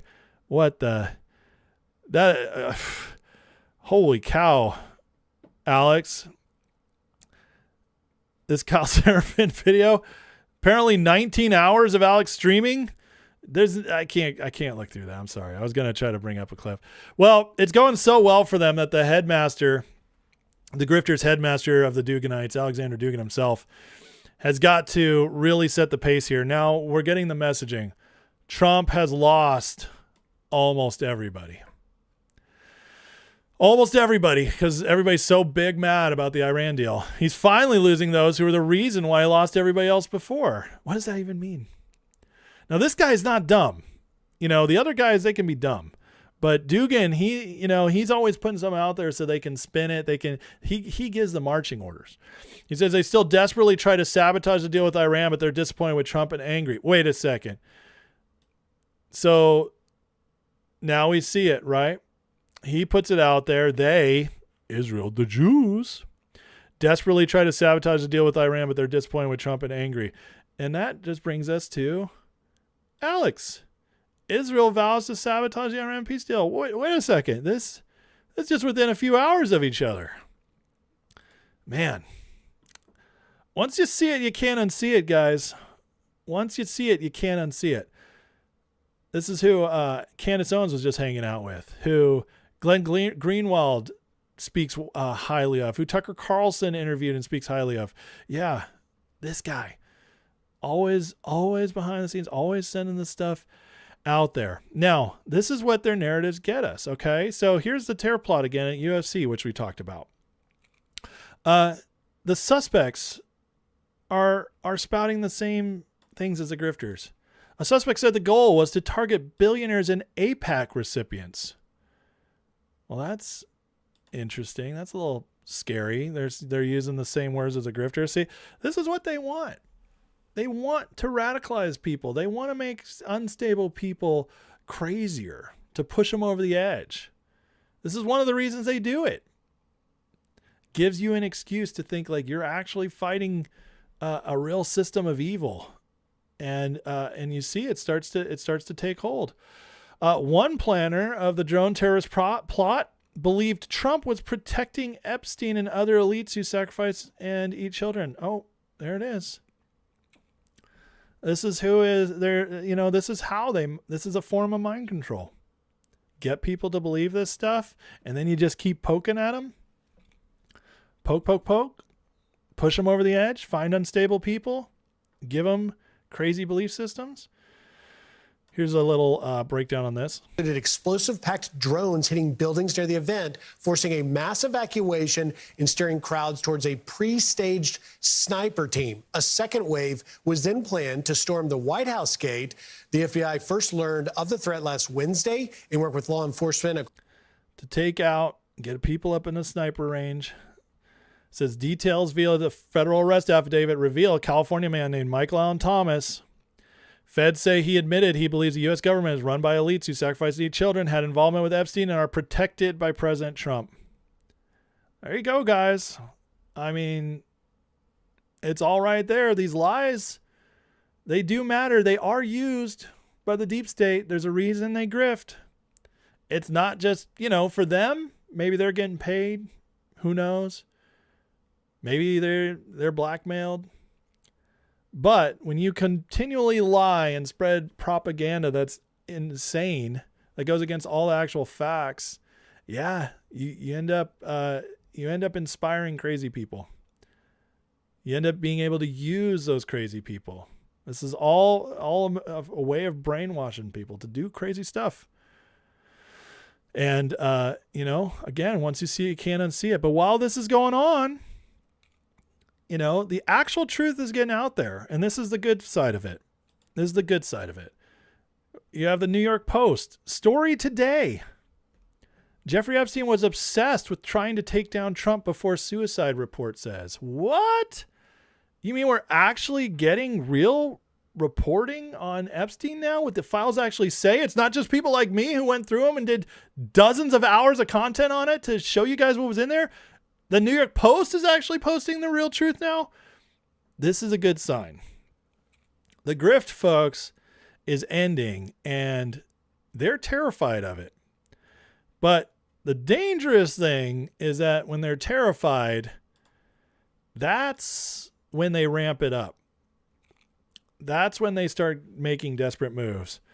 Thankfully, we have an FBI and an administration right now that recognizes this and is cutting them off before they can do it. What we got to keep praying and believing is that none of them will get through. But the grifters, man, this FBI that just stopped this terror attack, this is who Candace Owens is attacking. It's the stuff Alex Jones and Tucker Carlson are saying that is inspiring these people to do these attacks. I mean, at this point, man, the grifter thing, we laugh at it. We have fun with it. We like to point out how crazy and stupid it is, but they are effective at least a little bit still. And we're starting to see just how dangerous it all really is. But that, by the way, is why I do these bits. I do these segments to call it all out, because if people like me don't, if we just ignore it, it's actually more dangerous that way, because you gotta provide the counter narrative and show the receipts. But on that note, guys, I continue to be very optimistic, because the truth, it does eventually make its way out there, even if it's a little slow. All right. Thank you, guys. Please hit that like and subscribe. I got one more story I'm going to bring up today, and it's kind of personal to me. And it's about this sports story with the San Francisco Giants fighting back against Pride Month and the storm that's bringing to sports. But I think it's a really good thing, and we'll talk about that in a minute. But first, if you hit that like, hit that subscribe, I'd appreciate it. Also, if you want to support the channel, be a part of this thing I'm trying to do here, accomplish, and with this work I do, you can get into the membership for free for a month by going to the description, clicking the Patreon link, getting your free month, claiming it, and getting in the Discord group. with all of us and becoming part of that community, which is the best community online, I got to tell you. All right, let me catch up here. I Speak For You with the $10 super chat. Thank you so much for the support. It says, so proud to be an American. We're seeing modern time miracles, all to the glory of God. Amen, sir. I do believe that. I believe we're heading the right direction, and good things are coming for sure. And so thank you for the support of the channel. Let's see here. My Alex Jones voice is like Yosemite Sam. Oh man, that's hilarious. Oh, that makes me laugh. Let's see.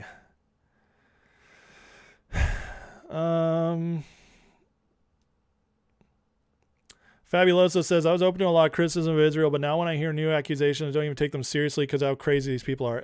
Well, that is, that's a good point. They went too far, and if they hadn't gone so far so fast, honestly, they probably would have been successful in getting a lot more people turned against Israel. But now it's backfiring on them because they just got crazy with it. So I agree with you. Starchild says, does anybody think possibly Kash is surrounded by deep state agents, Comey, Obama, Biden, Ray holdovers? 100%. But I wouldn't say surrounded. I would say there's still some there that they are trying to weed out, and they've done a great job mostly, but are there still some there? Absolutely. And, but I believe they'll keep getting found. So.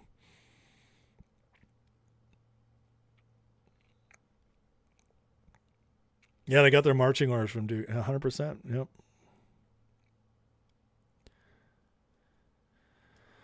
All right. Anything else I'm missing? I don't think so. I think I got caught up on everybody hitting me. I sound like Alex Jones more than he does. That's when you know you're successful, right? When your impersonation is more the person than the real person himself. I love it. Remington with the $10 super chat says, love you, bro. Love what you're doing. Thank you, man. I appreciate that.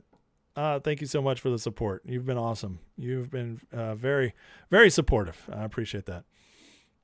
Okay. My Alex is better than OG Alex. I love it. All right. Well, let's get into this. This will be the final story we do today. And then I'm going to go take my son to see Masters of the Universe because he needs to know what He-Man's all about. He's 9 years old. It's time for him to learn. But before I get started on this, guys, if you don't mind, hit that like, hit that subscribe, let YouTube know you're enjoying it. But the other day in sports, let me back that up. There are some people who haven't realized yet where the country is headed, and they are still pushing Pride Month on us. They didn't learn from Bud Light. They didn't learn from Target. They didn't learn from all these companies that just lost billions of dollars by going woke and going broke, going all in on Pride Month. Well, I'm sorry, but that's just not what we do anymore. But of course, the sports leagues are still trying to push it. Now, thankfully, we really only have one sports league going on right now that's major. And that's MLB. And of course, the California team decided to go all in on Pride. Well, the other night, it was their Pride night, and they forced all their players to wear rainbow hats. And in one of the most awesome displays of courage I've seen, especially considering that these guys play in San Francisco, they decided to put Bible verses on their hats. So 4 San Francisco Giants players protested Pride Night Friday in Chicago.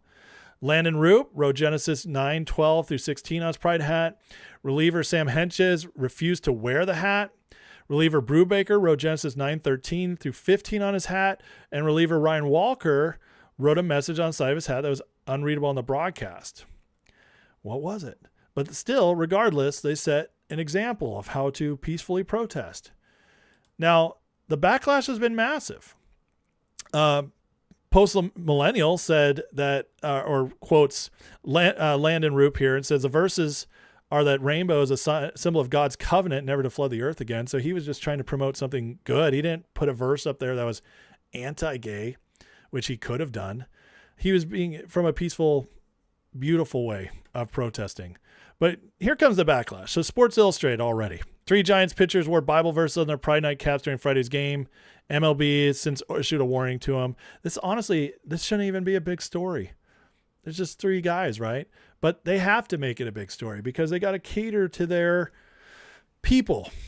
But that's not the fans. The fans don't care. But, we're still seeing this whole game being played. It's still in the entertainment industry. It's still in the sports media. And it's ridiculous and sad. But I think this is the beginning of the change. But again, Athletic, after 3 San Francisco Giants pitchers appeared in Friday's game with Bible verses, MLB issued a warning. So they're putting it out there, the warning. MLB's chief communications officer, the writing on the cap violates our rules and consistent with normal practice. We have warned the players about future violations. And of course, the San Francisco Chronicle, their own hometown, had to say, on Pride Night, 4 Giants pitchers on this woebegone team opted to either deface their official uniform or ignore it altogether, hijacking the event for their own purposes. Man, they're nasty over there. So angry. Forcing these guys to wear pride colors. I mean, come on. This is so insane. Now, the reason I'm optimistic about this is that people finally feeling like having the guts to stand up to this is a big deal. On a big stage, millions of people watching. The San Francisco Giants are one of the major franchises of the of MLB. And full disclosure, they're my favorite team, baby. Good for them. And it just goes to prove that the athletes are never as woke as the owners or the city, whoever runs the city for these teams. As my San Francisco 49ers are one of the most MAGA teams there is. But regardless, this is a good sign because it's getting national attention in a way that's going to create a massive backlash. We have Senator Scott Wiener, going for Pelosi's seat in California. This is the guy who wanted to decriminalize and got a bill passed to allow homosexual relationships with minors in California. Yeah, no joke. Look that one up. But says the Giants have a long history of supporting our large and vibrant LGBTQ community, even when it hasn't been popular. But that storied history makes it more troubling. The Giants are now accepting ads from Chick-fil-A, a homophobic business. And some players used last night's Giants Pride Night as an opportunity to display Bible verses about rainbows, frequently used by right-wing Christians to take back the rainbow from LGBT. Guys, you don't get the rainbow. I'm sorry, there is no taking it back. There is God doesn't have to take back anything. It's always his. It says last night wasn't just Pride Night, it was also the 10th anniversary of the Pulse nightclub massacre. Oh, dear God. So terrible. These players could have cited the Rainbow Bible verse on any of the other 364 days of the year.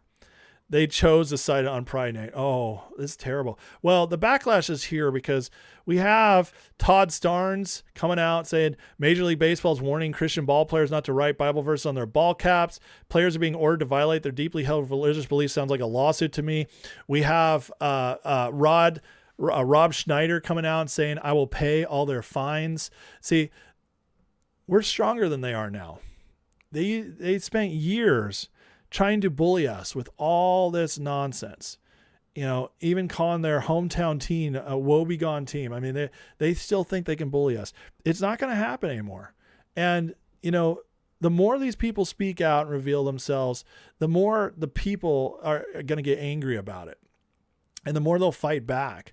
And so for me, I'm just proud of this team. These guys on the team, because again, it's my favorite team, but they're also doing it in the heart of darkness. This is San Francisco, the gay capital of America, the most proudly gay place. Harvey Milk was, the mayor in the 70s and so on and so forth, Haight-Ashbury Street. And these guys stood up in that. That's courage. It is, because they're going to have to face all that stuff they're going to deal with there in their hometown. But it's also, to me, it's an example of what's happening in our country. Because no athlete would have dared to do this for the last several years. Going back, it was Kaepernick who was being applauded for kneeling because of racism. But now it's flipped. They went too far. Now the athletes are fighting back. And when you start getting these guys who are in this system, sports, entertainment, you name it, and they start reaching out, that's going to inspire kids, other people. So this is the beginning. This is the beginning of us getting our country back. Pride is just not what it was before. And so kudos to these guys. They are now modern day heroes in a way. And let's just keep looking for more and more of this to happen. I bet next year we get even less pride stuff as it just keeps fading away. They don't want to deal with this stuff because ultimately money talks more than all of this. Go woke, go broke. It's coming to baseball now after they just had the best, most rated, highly rated baseball season they'd had in like 20 years last year. They can't afford this. And the backlash is here, and it's huge because people like me are going to cover it and celebrate it and make sure that these guys are applauded. So continue, guys. The trend is in the right direction. And that's why I wanted to share this today. All right. You guys are the best. Yeah, DeSantis canceled Pride Month in Florida. I know. I love it so much. Seahawks coach gave his players a Bible before the Super Bowl last season. I love that. How did I survive as a Niners fan when Colin was around? It was ugly. But once he started doing that is when we started losing. So it wasn't like I had to cheer for very long. That was not fun. Let me catch up with you guys. By the way, guys, please hit that like, hit that subscribe. Again, if you want to join and support the channel, you can do through the membership in the description below. But other than just catching up and making sure I hit you guys up in the chat, this is going to be the end for today. I'm going to phase out here. I want to take my son to a movie He-Man, baby. 9 years old is a perfect time for He-Man. Remington with a $5 super chat says, props to San Francisco. As a Gen Xer from Red Washington, we are natural rivals. So for me to give San Francisco kudos, they did very well. I love it. That's good stuff. They woke too close to the sun. That is true. Fusion said, if Trump officially made Antifa a terrorist group, Kamala said she was anti-fascist. She's a leader, and it's a mindset. Did Trump technically admit the entire party is terrorist? That's a great question. He definitely made it so that they can't identify as Antifa openly anymore. So there is that.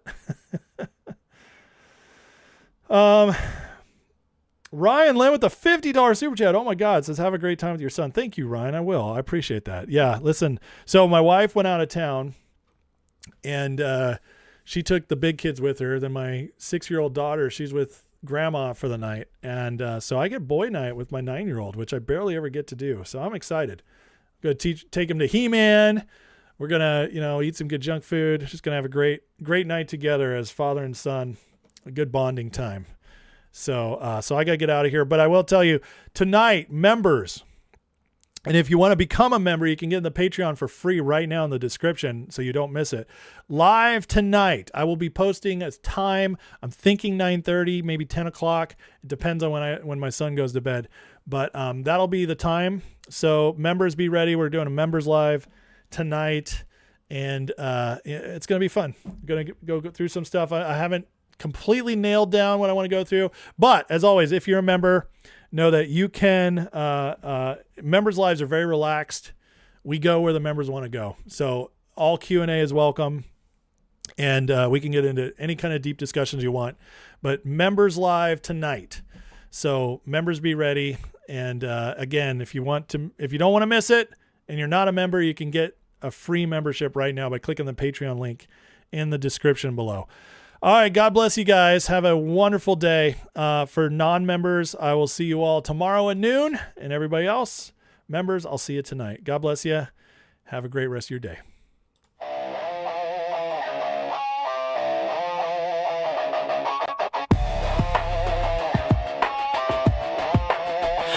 Headlines screaming like a siren at night. Red and blue shouting, nobody's right. Smoke in the streets, truth under attack.